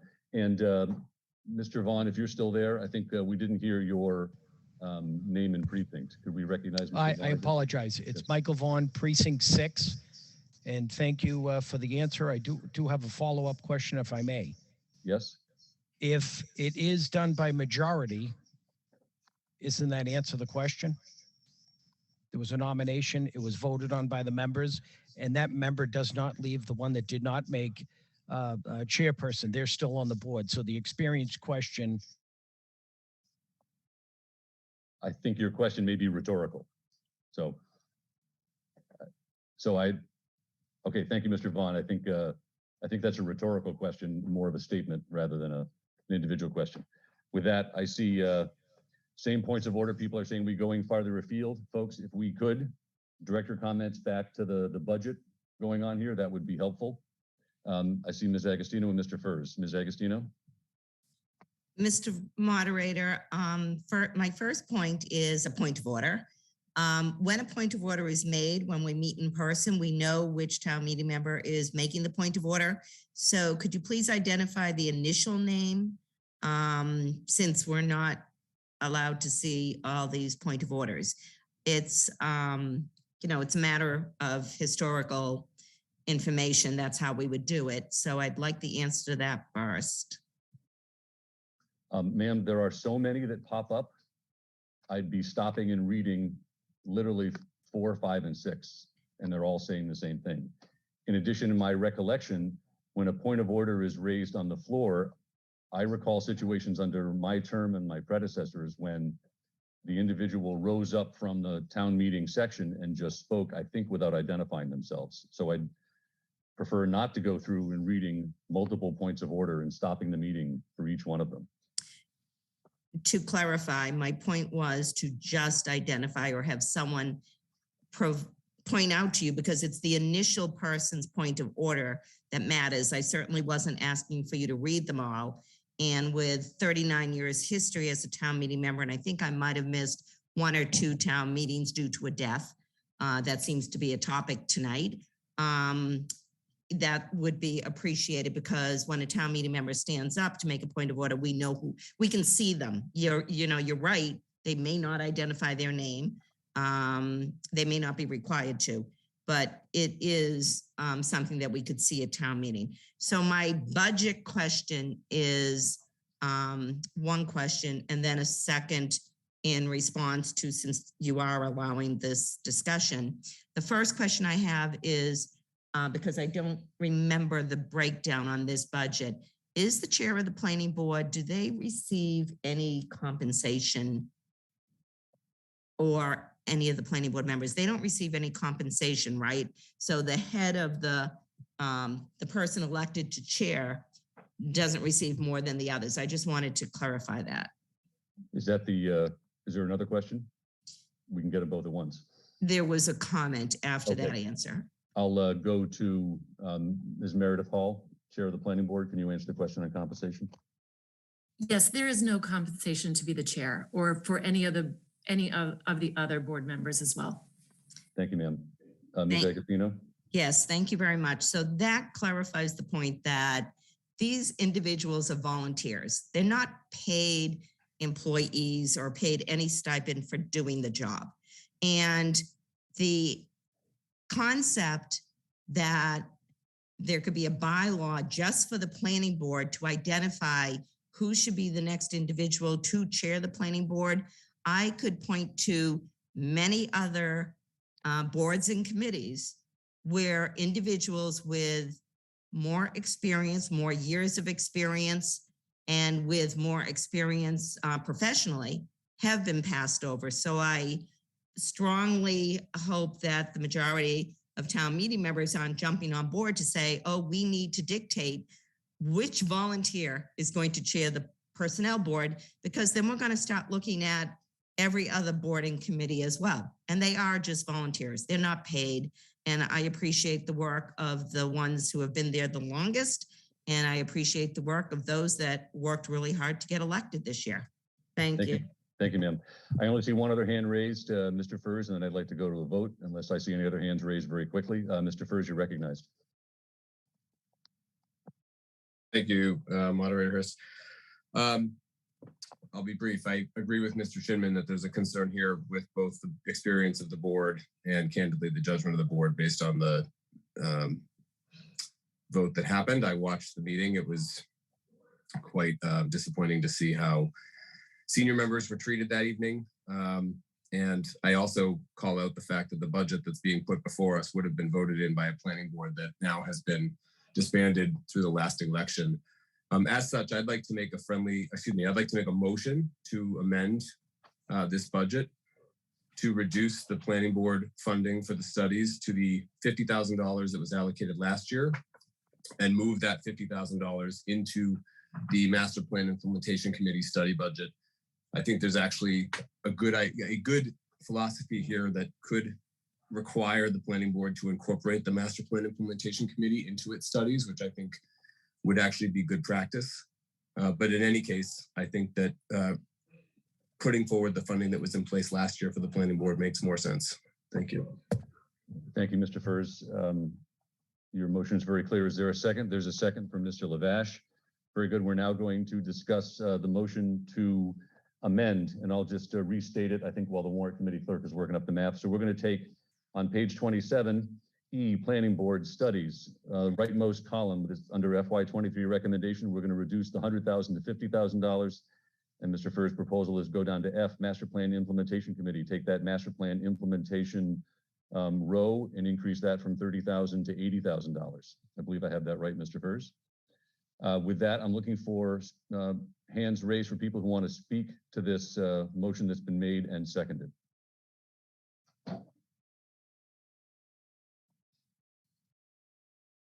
I see 1, 2 hands. Ms. Jill Clark, you're recognized. Thank you. Jill Clark, Town Meeting Member, Precinct 4. It seems, just a comment, it seems clear to me from the comment in the warrant exactly what the additional $50,000 for the planning board is intended to be for, to develop an open space and recreation plan that's outdated and was not able to be completed due to the pandemic. It seems like it would be a considerable hardship for the planning board to go without that increase. So I will vote no on this motion. Thank you, ma'am. I only see one other hand raised, Ms. Agostino. Ma'am, you're recognized. Thank you, Mr. Moderator. Diane DeTulio Agostino, Precinct 9. And I also want to emphasize what the previous speaker said and question if the town meeting did vote for this change, does the proponent of the motion, would that $50,000 be used for exactly what's in the comment, but be used under the Master Plan Implementation Committee overseeing that? We just discussed last night the need for more recreational fields and everything else, and to have good, safe ones. So just to take the 50 grand and move it without any comment. I know we're waiting for the warrant committee to say yes or no, but can we have some explanation of what that $50,000 would be used for? Because we clearly can see in the comment what it would be used for. Thank you. Mr. Furs, I'll recognize you to describe the intent for the member. Yes, I would absolutely support that amendment to my amendment to require that that funding be used for the same purpose by the Master Plan Implementation Committee. I think that actually is a discussion that would be very well handled by the larger board, the larger purview of the Master Plan Implementation Committee, in fact. Okay, and is it satisfactory to you to express your intent, or because we don't have unless you want to put a specific limitation on this, is expressing intent sufficient? I don't see language that would really appropriately, without significant redrafting, accomplish that. So I would be comfortable with intent personally. Thank you for that accommodation. Ms. Agostino, you're still unmuted. Do you have a follow-up? The Diane DiTullio Agostino, Precinct 9. The only concern, Mr. Moderator, and this would be up to you, is if the residents of the town are clearly, we're supposed to notify the residents through the warrant of what the intent of the expenditure of money is. So if we move the 50,000 that's clearly identified for open space and recreation from the planning board to the master plan, I don't know if it's legally allowed to make that big a change, because it was just noted, there's no way for him to really amend the motion, because all we have here is master plan implementation. We can't specify that 50 grand. So legally, it would appear that 50 grand would be taken away from the specific language that we just raised. Mr. Moderator. Maybe I could just make a comment, and I think I'll just check with council on this, but I'm fairly certain that one, you're voting on the dollars that are in the budget, and the comment is meant to provide thinking by the warrant committee into why they approve these dollars.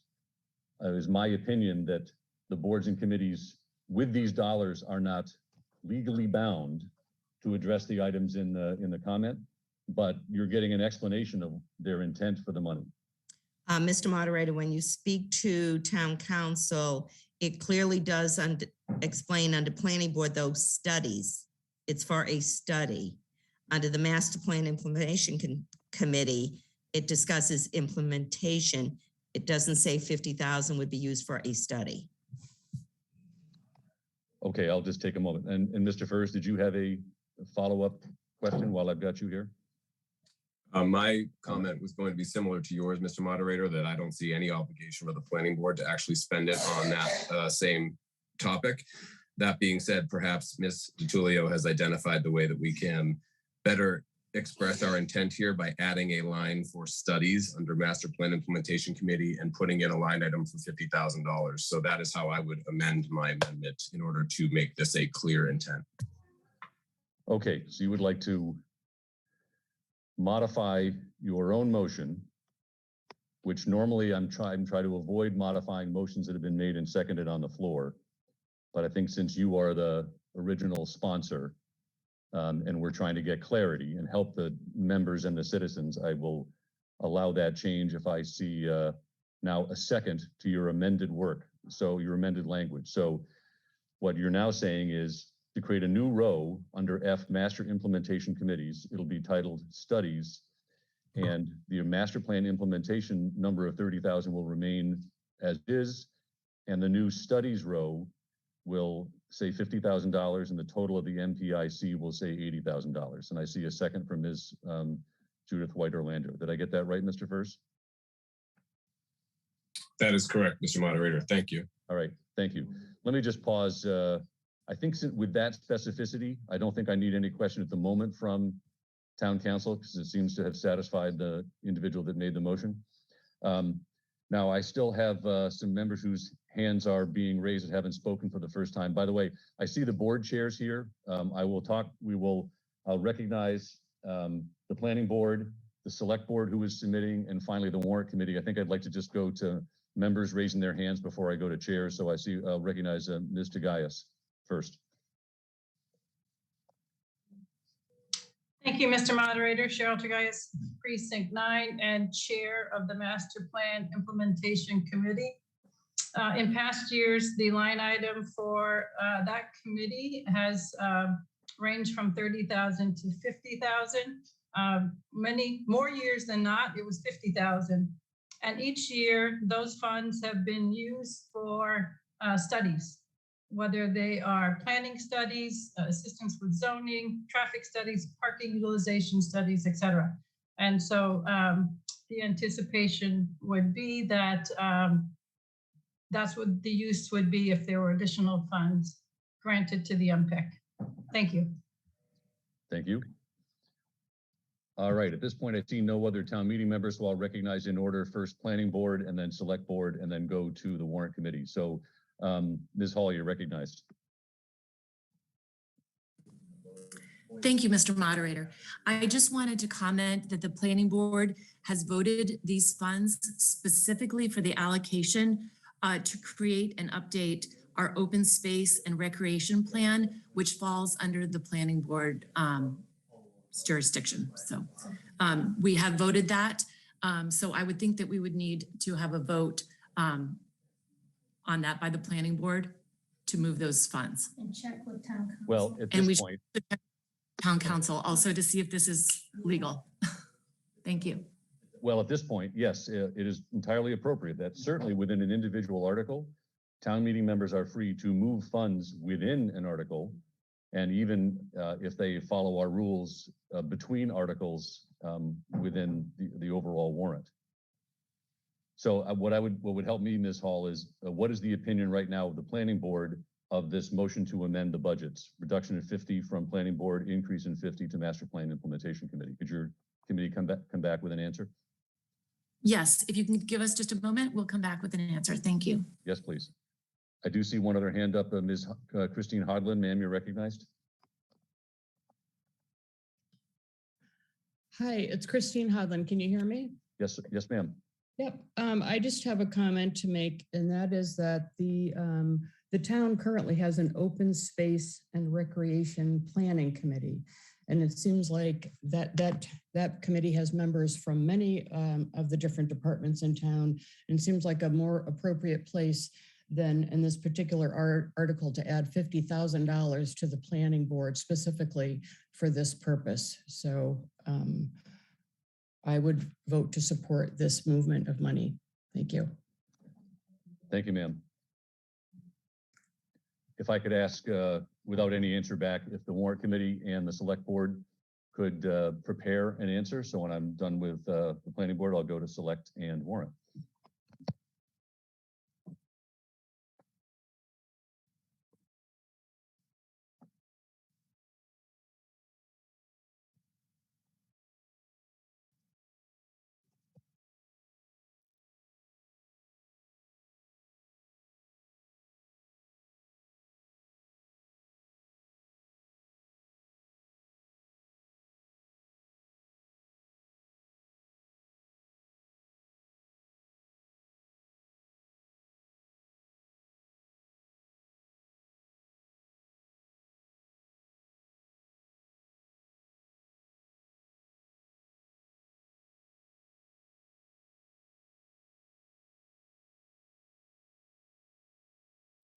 I'll just step away from the podium for a minute.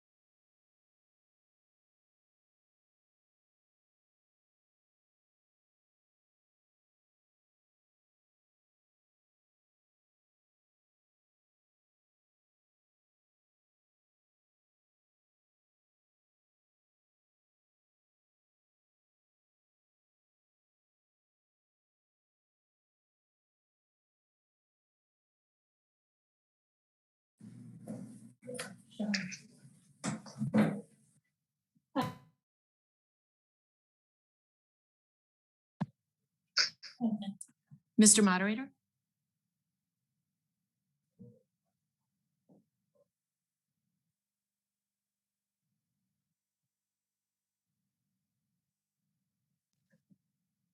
So, Ms. Hall, the moderator is just doing Mr. Moderator? with the planning board at the moment.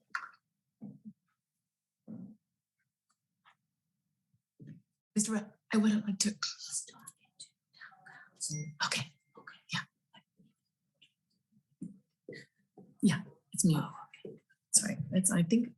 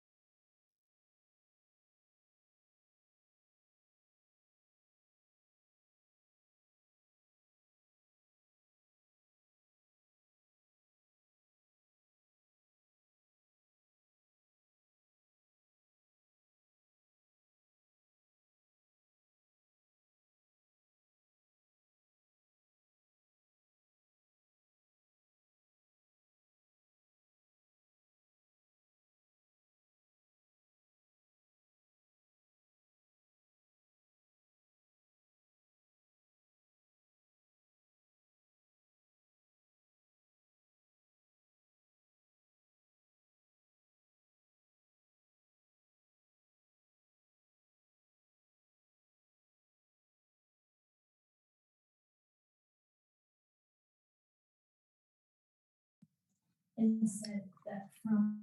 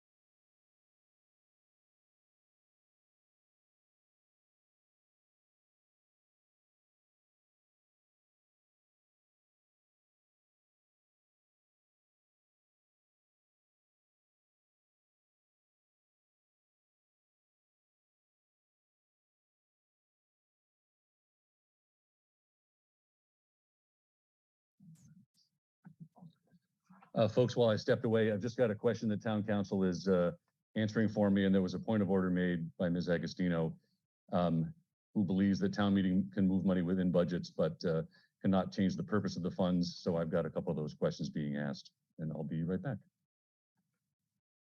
Pardon me, being answered.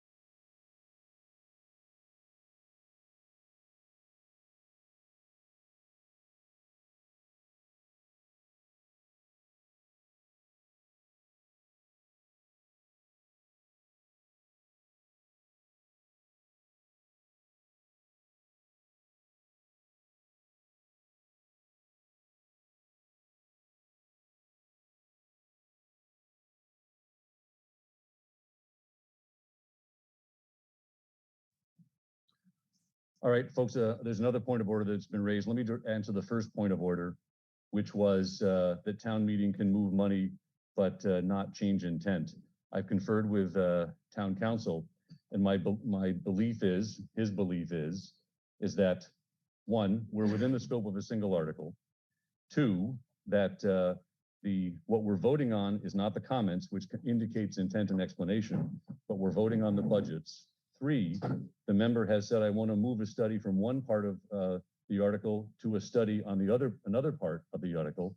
So now we know what the funds are going to be used for. So for all those reasons, I believe that transfer of funds within this motion to amend is allowed. Now, a second member, Mr. Pavlicek, has raised a question. He says more than $500 above the MPC's request, which I think means the Master Plan Implementation Committee, in Table 9 is not allowed by our bylaws. I also checked that question with town council, who also got on a conference and got some other advice. My belief is that Mr. Pavlicek refers to a line in our bylaws that says no item more than $500, no appropriation more than $500 should be put forward for consideration by the town. My read, town council's read, is that that is saying that something can't appear in the warrant, which is the consideration of the town, without having gone through the appropriate process, the submitting authority, the boards, and the warrant committee. So in other words, you can't spring a surprise $500 out of more than $500 out of thin air. It has to have come from somewhere. Now at this point, and there's another rule in place, I believe it's rule 13 in our rules that says town meeting is authorized to increase or reduce an amount, but if they increase, they have to find a corresponding decrease. What the member here has done is increase the master plan implementation line item, and they've identified a corresponding decrease in the planning board item. So I believe they have complied, in my view, in town council's view, with both the bylaws and with our town meeting rules. So at this point, I'm ruling this item in scope, and I think I'm now going to recognize the chair of the planning board who's asked if the town planner could speak since they helped with this budget, and then I'm going to go to the select board and the warrant committee. And Ms. Agostino, I see your point on studies. I'm going to stop on the point of order at this point. I've considered the items and made a ruling in consultation with town council. So now I'd like to recognize Ms. Hall. Ms. Hall, you're recognized.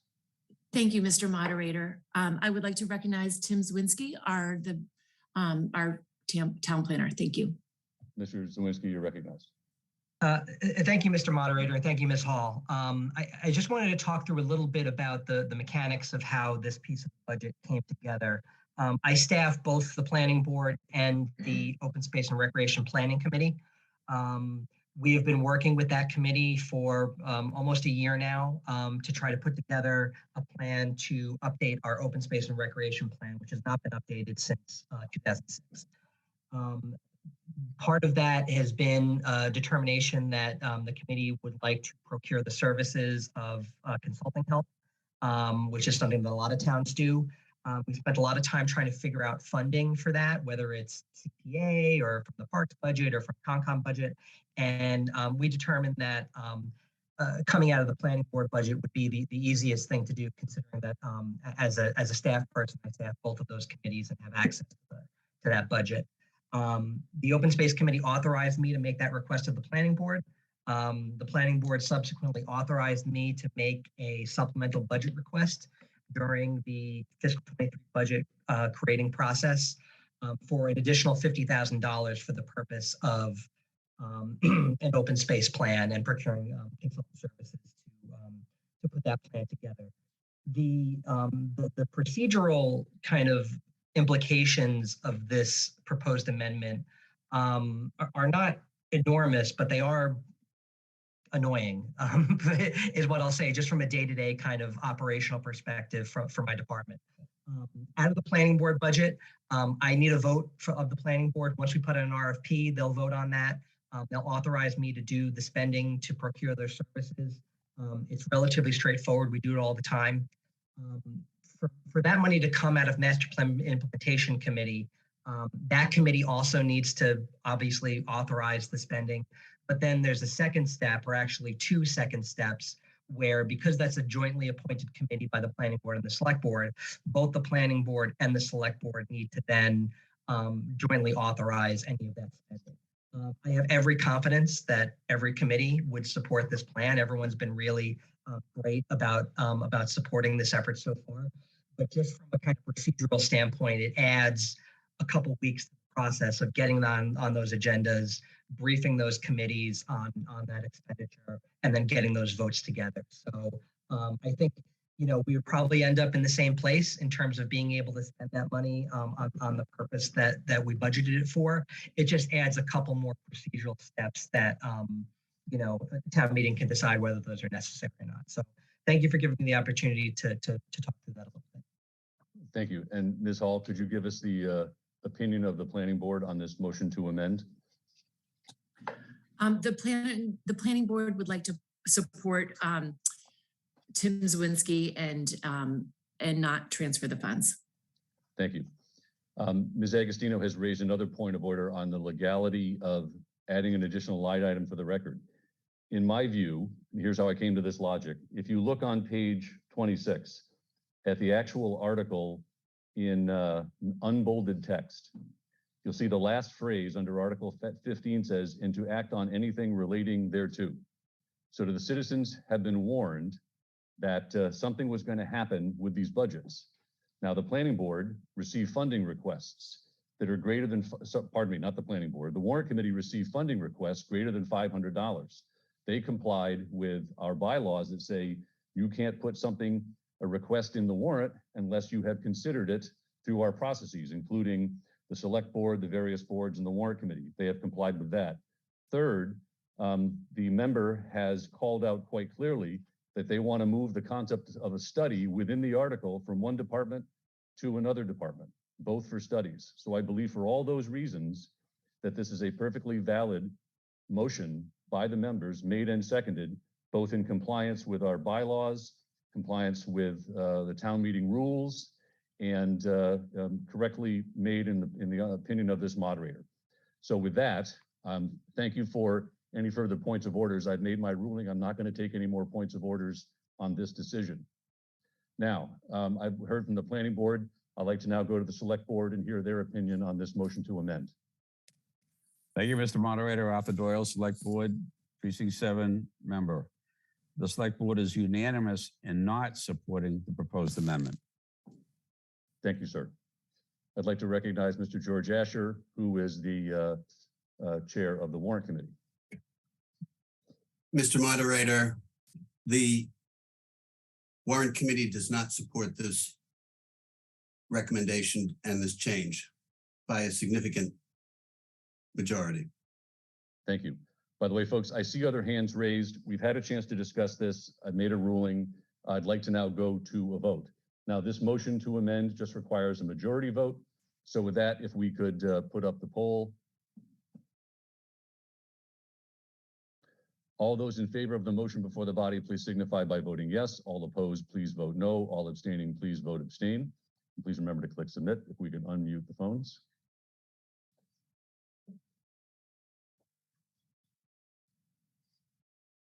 Oh. No. Thank you. And Zoom admin, if you could give me a signal that when the phones are unmuted, that would be helpful. All right, I have 2 no's. Thank you. We can close, unmute, mute the phones.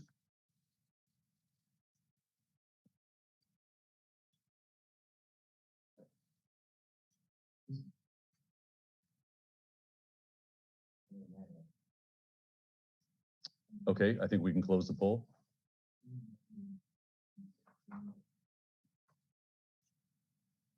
Can we close the poll, Zoom admin? Thank you. The motion fails with a vote of 87 yeses at 39%, 138 noes at 61%, and 1 abstain at 0%. We'll now return to the article as written and unamended in your warrant. I see Mr. Chinman, I think you initially spoke to this. So before I see your hand is gone. Okay. Anyone wish to speak again back to the original article and the recommendation as printed in the warrant? I see no hands. In that case, we will go to a vote. If we could put up the poll.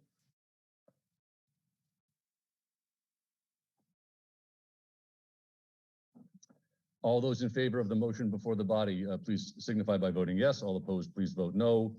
All abstaining, please vote abstain. If we could unmute the phones. Phones are unmuted. All in favor on the phone, please signify by saying yes. Yes. Opposed, no. Yes. 2 yeses. Thank you. And Ms. Ann Murphy, if you are there, could you give us a voice vote, yes or no?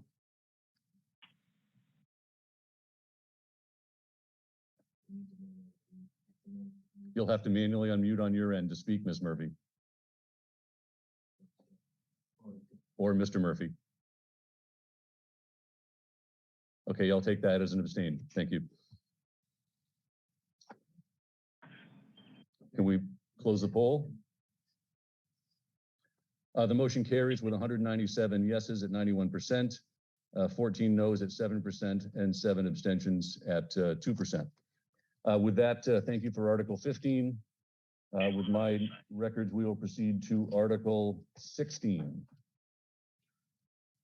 Recommended that the town vote to appropriate Pardon me. That's right, Mr. Walker, I promised you I would come back to you. So Mr. Walker, you're recognized, sir.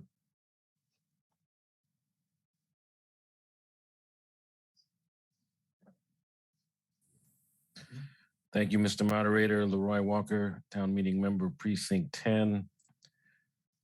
Just to refresh the body's recollection, this was a discussion about in Article 11, the fire prevention and training position.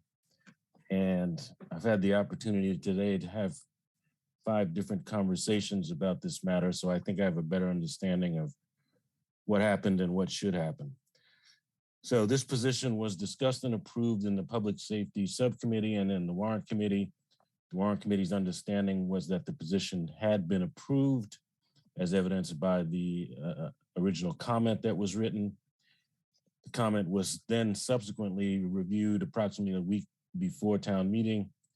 The Warrant Committee was informed that that approved budget figure that they had in the warrant did not include the position. The Warrant Committee approved a revised comment on May 31st, and we all got a green sheet on last Sunday. So this is an issue that has much broader implications. I'll tell you a little bit about why I think the position is important in a minute, but let me address the broader issue first. I've talked about previously with town meeting about our structural budget deficit, where at least at the outset of each budget process, expenses will exceed revenues. And in addition, we saw, if you were looking at the warrant or the school's budget presentations or reading the Milton Times, the school's rollover budget for the fiscal 23 budget process, the cost of that rollover was between 5 and 6%. This meant that simply rolling things forward without any additional positions or any additional programs, the cost was approximately an additional 2.5 million. Mr. Walker, can I just ask you a question? Yep. Are you planning a motion in this discussion? I'll get to that in just a moment. Okay, by the way, a member asked a point of order about 24 hours. That refers to the size majority to reopen an article, which is the topic Mr. Walker is addressing. Thank you, sir. Continue, please. Thanks. So this additional cost of 2.5 million in the school's budget puts immediate pressure on the town administrator to try to balance an already unbalanced budget. What's the impact of that? The resulting impact is that year after year, the town side budgets are squeezed. So if you look at a 5-year history of positions that have been added to respective budgets, the ratio of the school adds versus these other budgets would be somewhere around 6 to 7 to 1. Specifically, police, fire, and the library have been consistently level funded or close to level funded with regard to positions.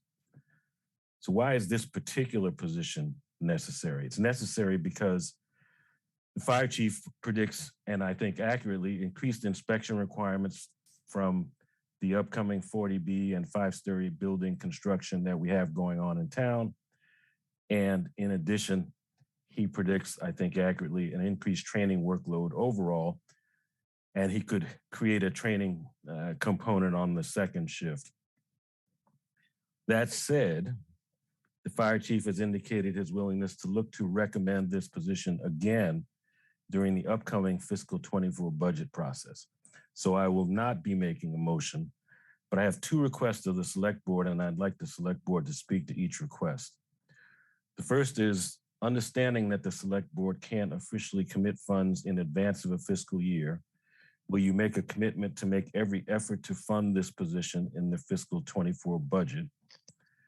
And second, will you commit to future budget processes, including fiscal 24, where the townside departments have an equal opportunity to advocate with the warrant committee and an equal success rate for adding critical positions? And you might say, well, they do have an equal opportunity to advocate, but actually they don't. And that's because there's a different hierarchy on the town side. The department heads report to the town administrator, who reports to the select board. So quite often, the select board and the Town administrator are doing the advocating, but the town administrator understandably is advocating for a balanced budget. So somehow, and it's obviously going to require the cooperation and collaboration with the schools and perhaps some unpopular political positions taken, but somehow there's got to be more equity and more opportunity there. Thank you. And I'd like to look forward to the select board's comments on those two requests. Okay, if I may, Mr. Walker, since the select board is going to speak next on Article 20, which is the next article they have under their authority to get back in line with our flow of only speaking under articles, can I defer the question until Article 20? Or rather your answer until Article 20. I'd prefer to do that. Absolutely. Thank you. I think that addresses the points of order people are making. We have not opened number 11 by Mr. Chinman. Ms. Agostino was saying there's no motion. That's why I asked Mr. Walker. He was structuring his point about closing last night's loop in his own way, and I provided him the latitude to do that. With this, we are now off to Article, let me just get my bearings again. We just finished 15.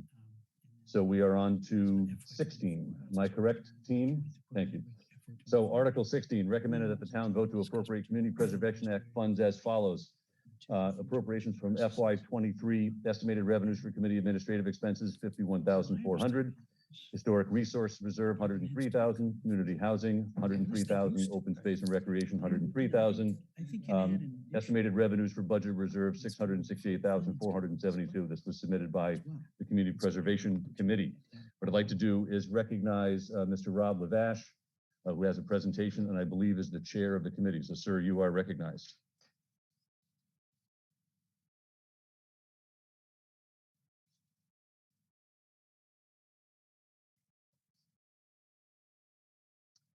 Mr. Lavash, are you there? I think we promoted you to a panelist, Mr. Lavash.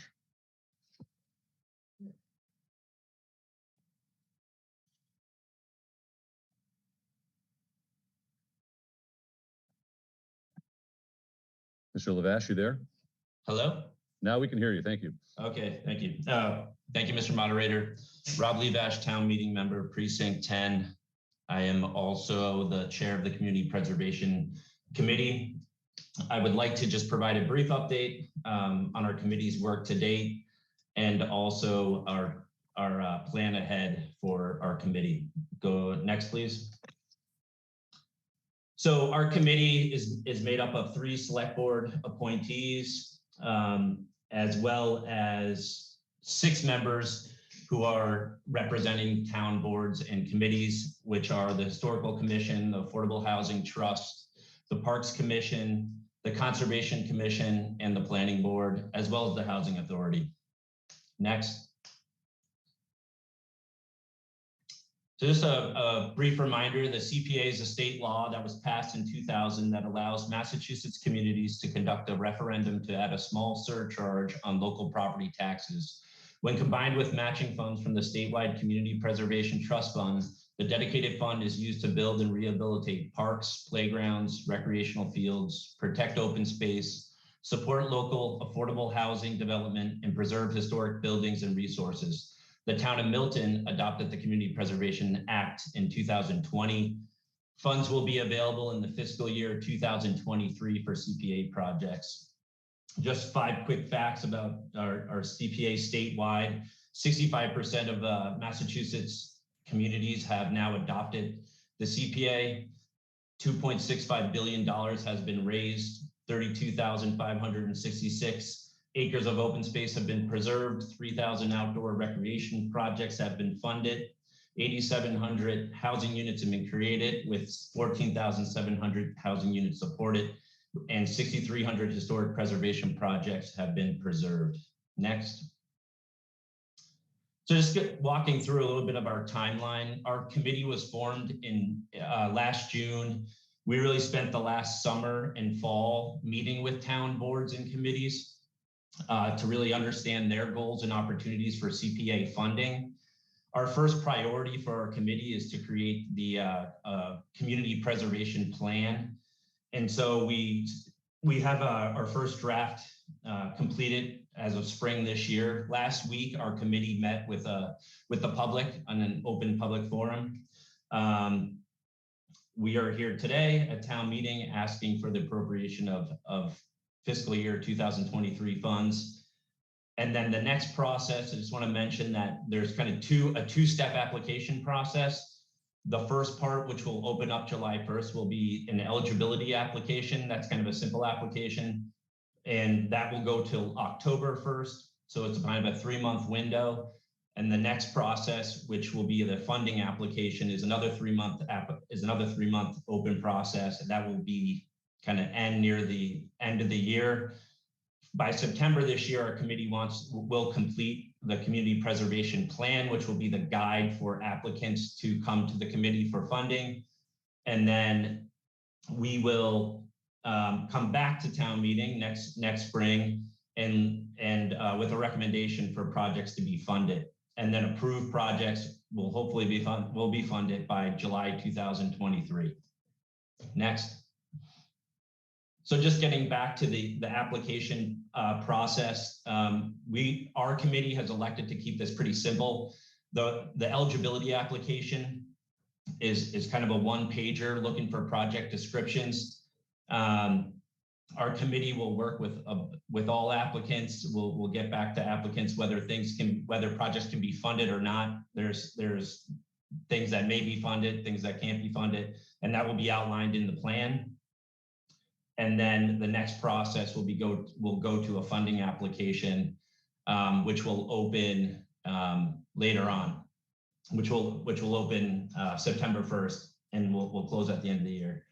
And that we're going to be looking for more information, project descriptions, project goals, timelines, more in-depth budgets, as well as looking for town supports, specifically from supports from town boards and committees, as well as Milton residents and outreach to the community. Next. So where we are tonight, I just want to kind of go over what our committee is looking for. A minimum of 10% of the municipality's annual community preservation funds must be spent and allocated in 3 distinct areas. One is community housing, second is historic preservation, and the third category is open space and recreation, kind of coupled in one. So on the pie chart, you'll see on the right, that's kind of 30%. 5% is dedicated to admin costs for our committee, and the rest is kind of in an undesignated bucket of 65%, which can be spent on any of the other 3 categories. So in total, the CPA funds, what we've collected so far, or what we estimate to collect for the year 2022, is around $750,000. And then for fiscal year 2023, what we're asking for appropriation tonight is just roughly over $1 million. The total funds that our committee will have to work with is around $1.75 million.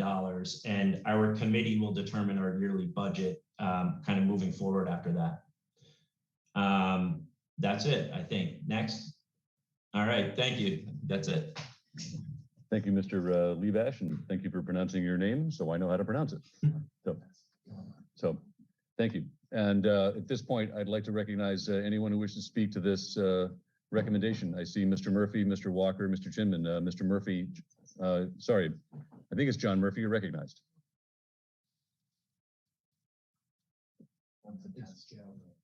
Pardon me? That was a test? I'm sorry. Then I'll thank you for that. We were helping a resident with a technical issue. I'll go to Mr. Walker, then Mr. Chinman, and Mr. Lessing. Mr. Walker, you're recognized. Thank you, Mr. Moderator. Leroy Walker, Town Meeting Member, Precinct 10.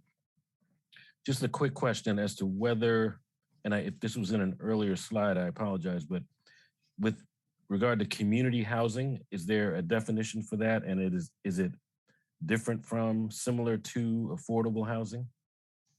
No, it's Mr. Levash, I'll recognize you for that. Thank you. Yeah, so community housing is just another name for affordable housing. Thank you. Yeah. Thank you, Mr. Walker. Go to Mr. Chinman and then Mr. Lessing.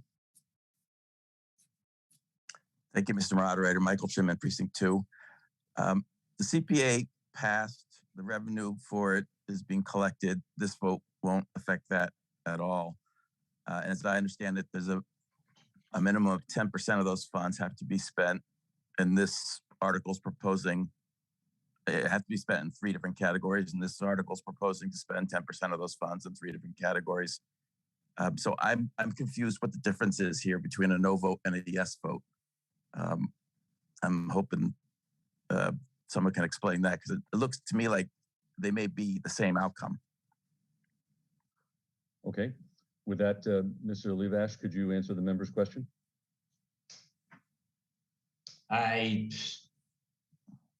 But I don't understand the question. Okay, Mr. Jimmy, could you try to elaborate a little bit? The CPA law, as I understand it, requires 10% of the revenue collected to be spent on 3 different categories. And this article is proposing to spend 10% on those 3 different categories. And it also authorizes 5% to be spent on administrative costs. And this article is proposing to spend 5% on the administrative cost. So it's clear what happens if we vote yes. If we vote no, is the exact same thing happen because the CPA law requires that? What are the implications of a no vote? Here is your specific question. Or your general question, like, do we have to spend it anyways? Are we out of compliance with the law? That's what you're getting at. Pete, can Mr. Moderator, can Pete Jackson speak to this? Mr. Jackson is a citizen. Is he also? I didn't. No, he's also. He's also a member of your committee? Yes, he is. I see. Okay. By the way, Mr. Jackson, on an unrelated matter, did verify that he is that he is a registered voter, asked for permission to speak at town meeting. So yes, Mr. Jackson, if you can answer this question, that would be helpful. If we can recognize Mr. Jackson. Thank you, Mr. Moderator. Can you hear me? You're unmuted. You should be able to speak. Thank you. Thank you, Mr. Moderator. The act requires that the committee's budgets be voted by town meeting. So if you don't pass this budget, we don't have the ability to use the money. Town meeting has to pass our budget each year. Understood. And if they don't, what happens to the money that's being collected? I think that's what also Mr. Chimman is getting at. You would have to wait till next year. It would sit in some reserve and wait till future town meeting approval. Correct. Understood. Mr. Chimman, I see you're unmuted. Did that answer your question? It did. Thank you. Okay, very good. Next, I have Mr. Lessing. Sir, you're recognized. Thank you. Andres Lessing, Precinct 8. I wanted to commend Mr. Levash and the whole Community Preservation Committee for creating this work. I know it's been a long time coming, and I also understand this to just be creating the reserve so we can spend the money. So I rise in favor of this article. Thank you so much. Very good. Thank you. I see no other hands. So with that, I'll proceed to a vote. This just requires a majority vote. So we will put up the poll. Mr. Levash, we're going to move you back to the attendee pool so you can vote. That'll take a second. When everyone is moved back, we'll put up the poll.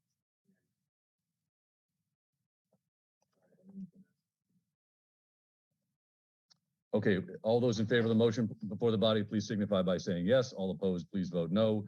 All abstaining, please vote abstain. On the phone in favor, please signify by saying yes. Yes.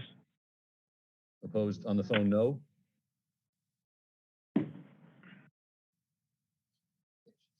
Okay, we can mute the lines.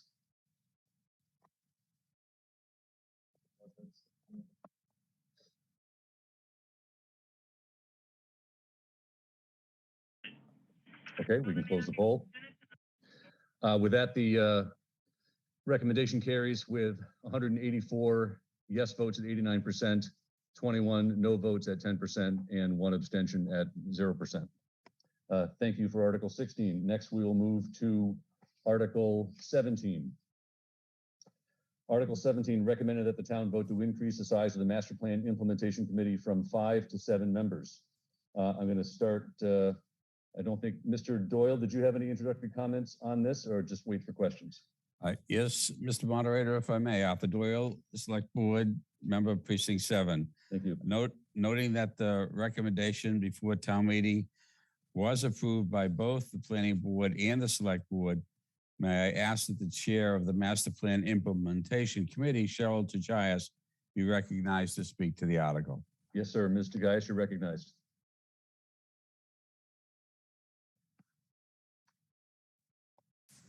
Thank you, Chair Doyle, and thank you, Mr. Moderator. Cheryl Tagayas, Precinct 9 member and Chair of the Master Plan Implementation Committee. I would like to expand on the comment that's contained in the warrant, which is accurate. The master plan was approved by the Planning Board on June 25th, 2015, after a 2-year public process and $125,000 public investment. It recognizes what residents value and wish to preserve, but importantly also recognizes areas that need improvement. It acknowledges that it is better to plan for change than to not, recognizing that change will come and needs of residents evolve over time. The implementation plan is the core of the master plan. It is organized around goals and objectives, and it identifies 121 strategies and action steps needed to achieve those goals. It is the how to get from where the town was at that time to where it wants to go in the future. Multiple town departments, boards, and committees are responsible for the implementation of those strategies. Expanding the committee from 5 members to 7 will allow for increased diversity and for the committee to fully realize its charge of monitoring progress and recommending actions. Thank you. Thank you, ma'am. Does anyone wish to speak to this recommendation? I see Mr. Mullen and no other hands. Mr. Mullen, you're recognized. Thank you, Mr. Moderator. Peter Mullen, Town Meeting Member Precinct 2. As I understand it, the article before us would expand the committee by adding 2 more members. And the question I have is whether we need to also indicate how those 2 members will be appointed. I don't know who appointed the other public members, whether it's jointly the Planning Board and the Selectmen, but I think we need to indicate how the new members will be appointed. Is that in the form of a question of who appoints the committee? What does the Select Board and the Planning Board anticipate the process will be to appoint these 2? Thank you. Understood. I'll start with Mr. Doyle of the Select Board. Thank you, Mr. Moderator. One moment, please, if I may. Absolutely.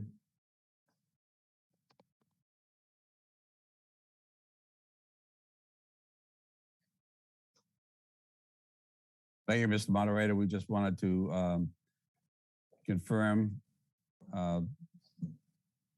an earlier article establishing the Master Plan Implementation Committee. Under that earlier article, members of the Master Plan Implementation Committee are appointed jointly by the Planning Board and by the Select Board.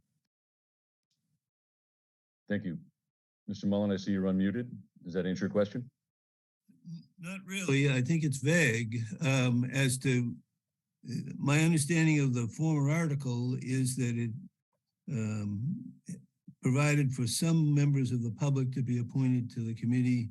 It also required that at least 1 member be from the Planning Board and I believe 1 from the Select Board. I think the article would be improved if it said increase from 5 to 7 with 2 new public members appointed jointly by the Planning Board and the Select Board. And I'd offer that as a friendly amendment. Okay, so let me get the language exactly right. I am not an attorney. I know you are. So if I take the sentence that ends with 7 in parentheses members, would you say joint 7 members of the public? 7 members. Citizens of, pardon me?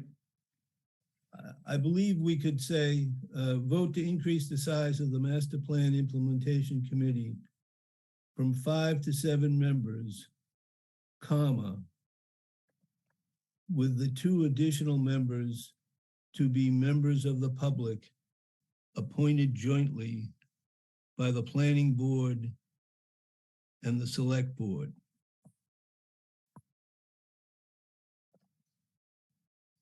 I'm just capturing that. I'll read that back.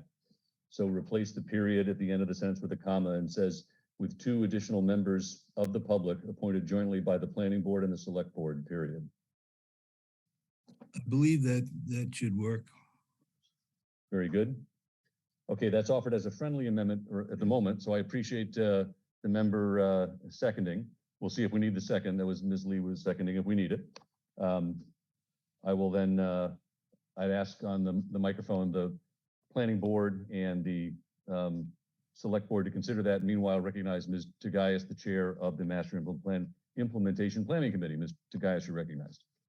Thank you, Mr. Moderator. I have opened what was Article 13 of the October 2014 town meeting, which established this committee. And I'll read one paragraph from that article, which said committee shall consist of 5 members to be appointed jointly by the Planning Board and the Board of Selectmen for terms that are renewed annually. 1 member shall be a member of the Planning Board or its designee, and a second member shall be a member of the Board of Selectmen or its designee. The other members shall have expertise in planning, architecture, economic development, landscape architecture, real estate, or other relevant fields. So when this article that's before us tonight was discussed, we discussed changing nothing else about the establishment of the committee. There's additional steps, which includes the charge of the committee. So I wonder whether it's necessary to make this modification that's on the table, or whether the original article stands and the only change is the number. That's a fair question. Why don't we'll do a couple things. Let's see if the select board and planning board accept the friendly. Meanwhile, Mr. Kelly has raised a point of order. Could we, Mr. Kelly, could we unmute you?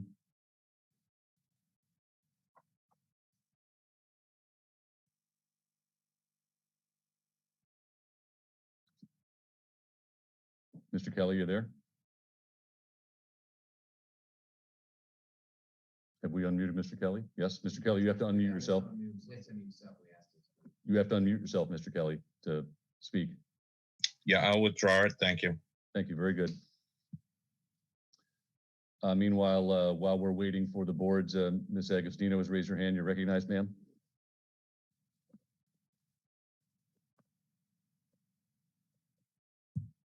Diane DiTullio Agostino, Precinct 9. I also reference back to the Article 13 that established the Master Plan Implementation Committee and was just trying to locate it's regulated and established under Mass General Law, Chapter 41, Section 81D. And I'm wondering if the submission should have just taken the Article 13 and amended it. So that's kind of a technical question as to how we're making this change. And I will also, so that's referencing what you're currently discussing. And I believe this also may tie in. I would request, so it is the select board and the planning board together, according to the Mass General Law. I would request that the select board and the planning board seriously consider potentially appointing one of the members of the Commission on Disability. Milton has many disabled residents, and any master plan would be very prudent to understand how we can make everything, or as much as everything that we have in Milton, accessible to all. So that's an additional point I'll make at this time. Thank you, ma'am.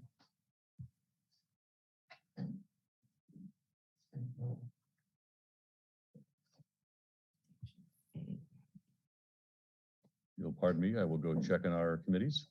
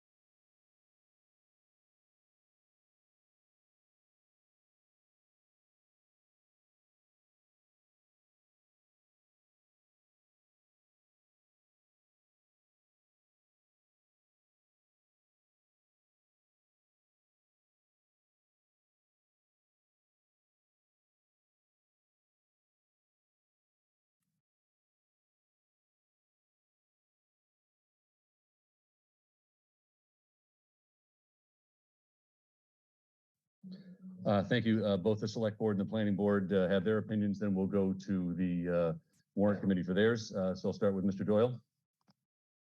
Thank you, Mr. Moderator. With one recommended addition, the select board does not feel the amendment is inconsistent with Article 13 of October 2014 that established a master plan implementation committee for the town of Milton.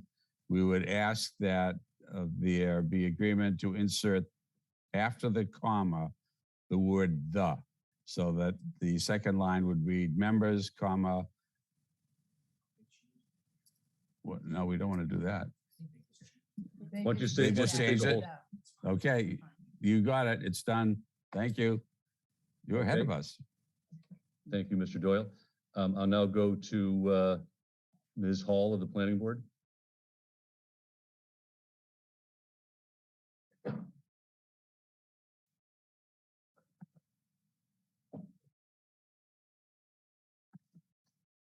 Thank you, Mr. Moderator.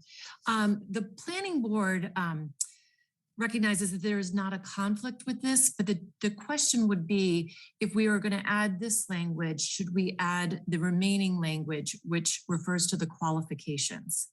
So we really have no strong opinion on this, and would just defer to town council to see if by adding the two members, if we should include the additional language that is the qualifications of those additional two members. Understood. So you are unopposed and defer to town council on language. That is correct. Right? Okay. Thank you. I did speak to town council just a moment ago. Perhaps just to clarify, town council, would you mind unmuting and just describe precedents for this and the appropriateness of expanding a standing committee? So I recognize Mr. Kevin Freitag.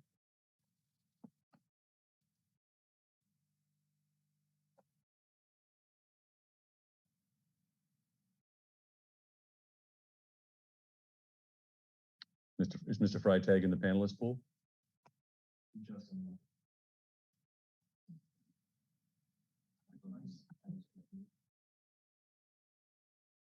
Mr. Freitag, I see you unmuted.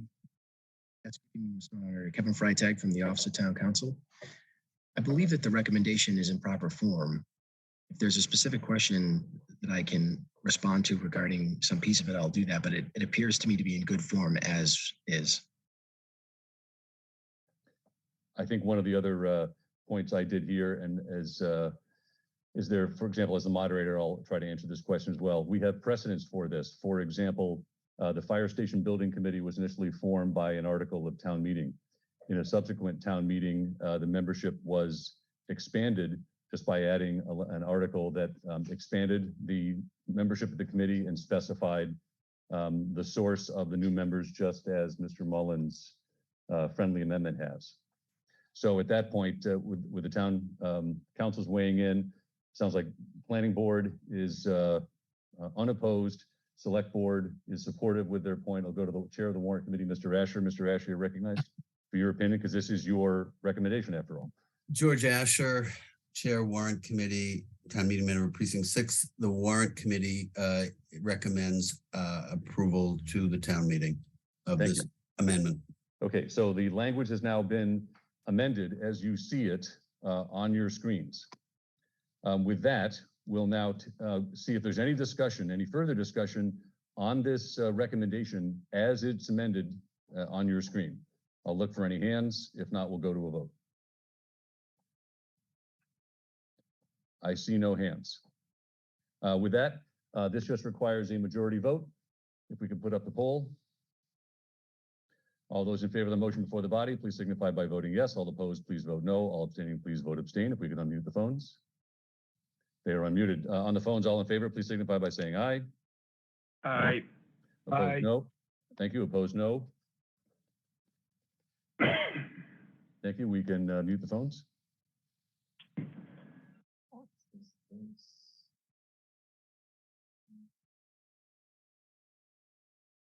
Okay, we can close the poll.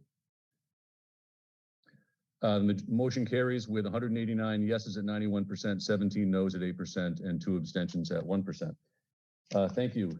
We will, by the way, Article 18 was covered under the consent agenda. Article 19 was covered under the consent agenda. That takes us to Article 20. We have 15 minutes. I think we can probably get in one more before we break. I'll just summarize. Recommended that the town appropriate $8,180,202 for the sewer enterprise fund. That's $633,580 be included in the appropriation from the general fund for indirect costs and be allocated to the sewer enterprise fund for funding. That $8,813,782 be raised and appropriated as follows. Sewer enterprise revenue total $8,813,782. Subtotal direct cost of sewer enterprise costs $8,180,202. Total indirect costs $633,580. Total $8,813,782. This was submitted by the select board. I'd like to start by recognizing Mr. Doyle, who then wants to recognize Mr. Berkeley. Mr. Doyle, you're recognized. Thank you very much, Mr. Moderator. May I ask that Director of Public Works Chase Berkeley be recognized to speak to this article? Thank you, Mr. Berkeley. You're recognized. Thank you, Mr. Moderator. Chase Berkeley, Director of Public Works. This article is very similar to the previous years with respect to the increases. So when it comes to the sewer enterprise fund, 3/4 of our expenses relate to the MWRA assessment. We saw a 3.8% increase in sewer assessment from FY22 to 23. So that carries forward into our budget. Outside of that, everything is essentially status quo from the previous year. Thank you. Does anyone wish to speak to this recommendation? I see no hands raised. With that, this just requires a majority vote. If we could put up the poll. All those in favor of the motion for the body, please signify by voting yes. All opposed, please vote no. All abstaining, please vote abstain. We can unmute the phones.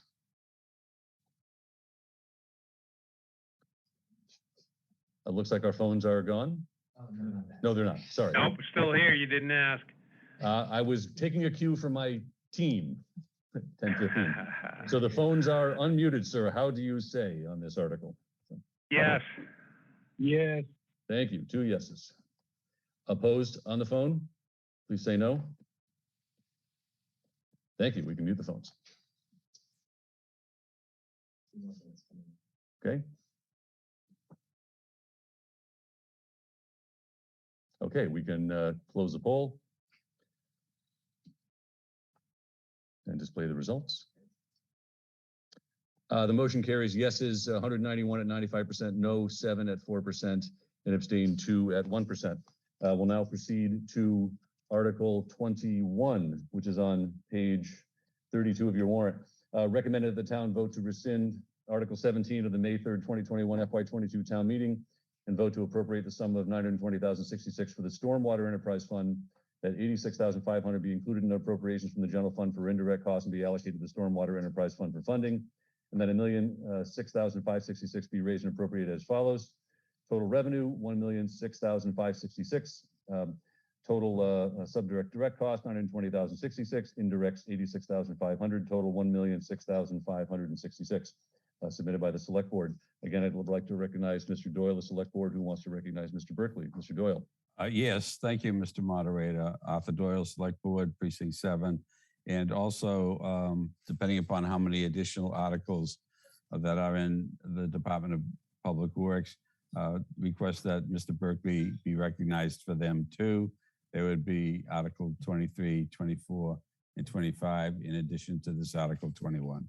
Thank you, Mr. Moderator. Thank you. By the way, there's been a motion to adjourn, which can't be made during a discussion like this. So at the conclusion of this, if we could just then bring up the motion to adjourn, which we typically do at 10:30. Thank you, Mr. Berkeley. You're recognized. And Mr. Doyle, I'm going to come back to you and Mr. Walker's 2 questions at the conclusion of Mr. Berkeley.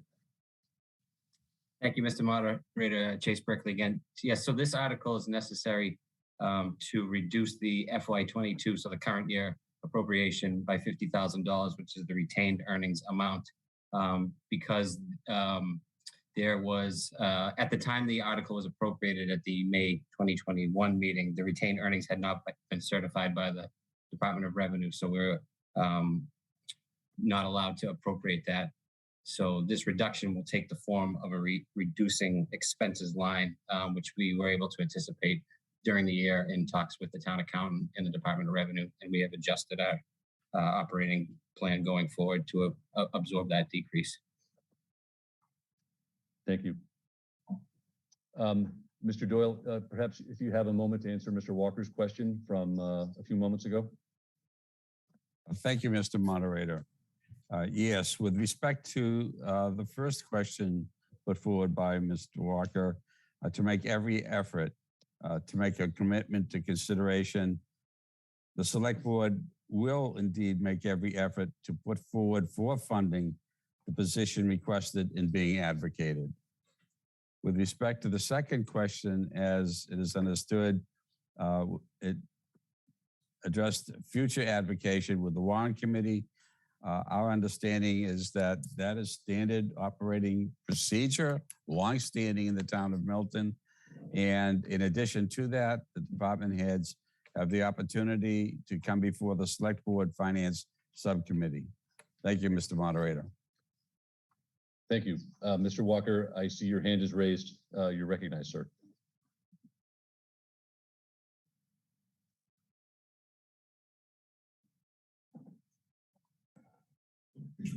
Just one quick follow-up. Thank you, Chair Doyle, for those responses.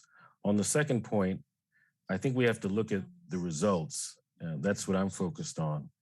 And with regard to the results, there's not anywhere near equity in terms of how many positions the library, police, and fire have been able to add over the last few years. We could go back 5 years, we could go back 10. I'm happy to provide you with that information, but we're not even close to equity.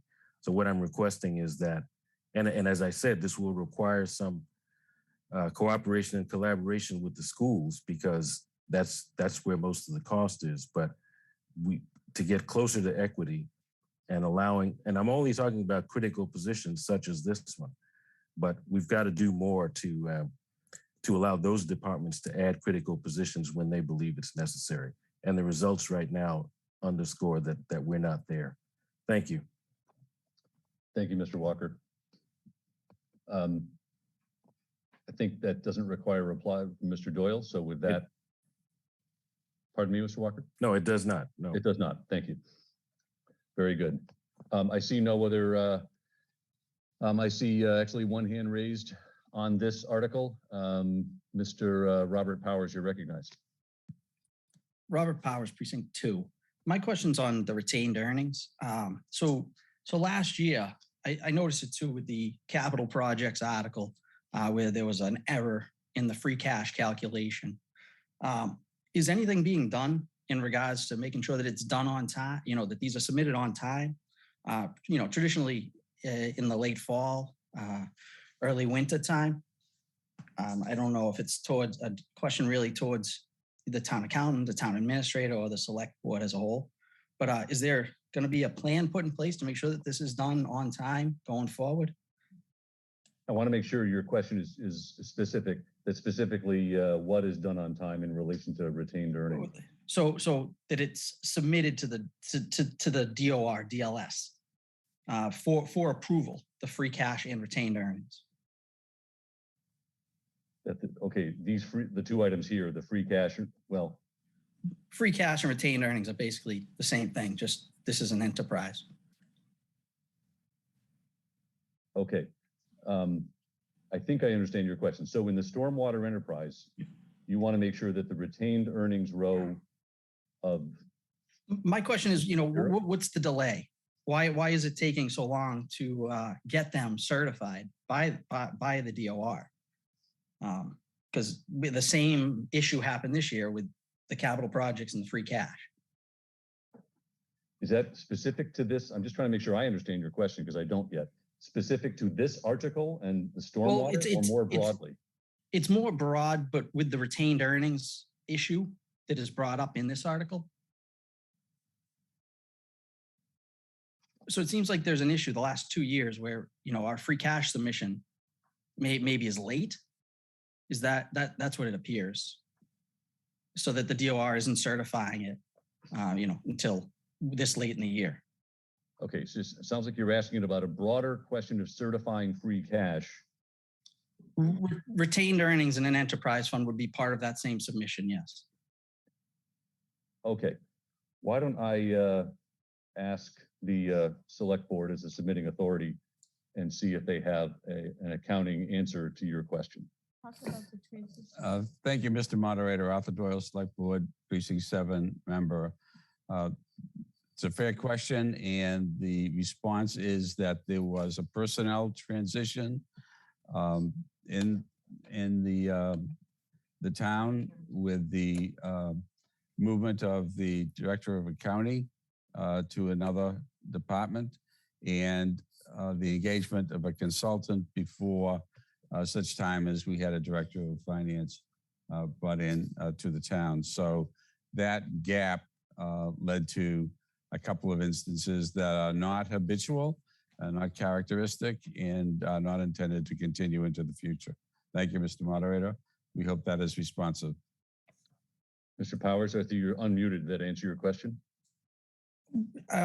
It in a way, yes. That does explain it. My concern would be that I know there's another transition happening now. Do you anticipate that there will be a problem next year with this transition? That's, I guess, directed at the chairman of the select. Yes, I think it is. Mr. Doyle, perhaps you could answer the transition underway and how it might affect. Thank you very much, Mr. Moderator. The position has been posted. Staff are working diligently to make sure that we can have a person in place, and that in the meantime, that the accounting department is working assiduously to make sure that everything is as it should be. We recognized what happened in the past transition, and we are doing everything to make sure that it is not repeated in this transition. Thank you, Mr. Powers and Mr. Dennehy. I'll now pardon me, Mr. Doyle, because I see Mr. Dennehy, I'll recognize you, sir. Thank you, Mr. Moderator. Mike Dennehy, town meeting member, precinct 8, and former town administrator. So to the gentleman's town meeting member's question, there was some delay also at the Department of Revenue Division of Local Services this year as well. And in an attempt to make sure that we got this stuff correct. The former finance director continued to work with our representative at DOR DLS. There were certain times in early winter when we thought we had this ironed out, and we were told that it was going to be a couple more weeks. So there were some extenuating circumstances regarding this year's filing. I can't answer the question going forward, but just I think there's some validity to the fact that the Department of Revenue and DLS also faced some hurdles this year due to COVID, understanding that American Rescue Plan Act funding was also being filed, as well as closing out the books for our CARES Act money as well. So there was a lot of activity going on, filing for federal grant funding that also took place. So thank you. Thank you. I see no other hands raised. So with that, we'll proceed to the vote. This just requires a majority vote. If we could put up the poll. All those in favor of the motion for the body, please signify by voting yes. All opposed, please vote no. All abstaining, please vote abstain. If we could unmute the phones and let me know when they're unmuted. On the phones, all in favor, please signify by saying aye. Aye. Opposed, no. Aye. Thank you. You mute the phones.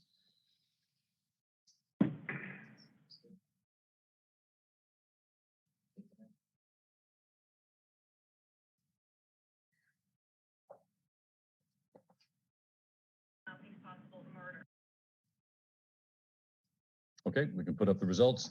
The motion carries with 190 yeses at 96%, 5 noes at 3%, and 2 abstains at 1%. Folks, we are now approaching 10:30. Before we take on another one, I'll entertain a motion to adjourn until Thursday night, June 9, 6, 7, 8, 9. Yes, I see Ms. Agostino so moved. Is there a second? There's a second by Mr. Matthews. If we could put up the poll. All those in favor of adjourning until June 9, please signify by saying yes. All opposed, please vote no. All abstaining, please vote abstain. If we could unmute the phones. They're unmuted on the phones. In favor, aye. Aye. Opposed, no. Aye. Nice. Count 2 ayes. Thank you.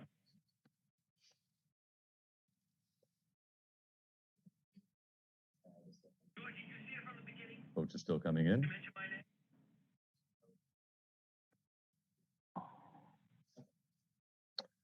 And the results, motion carries with 180 yeses at 92%, 11 noes at 6%, and 4 abstains at 2%.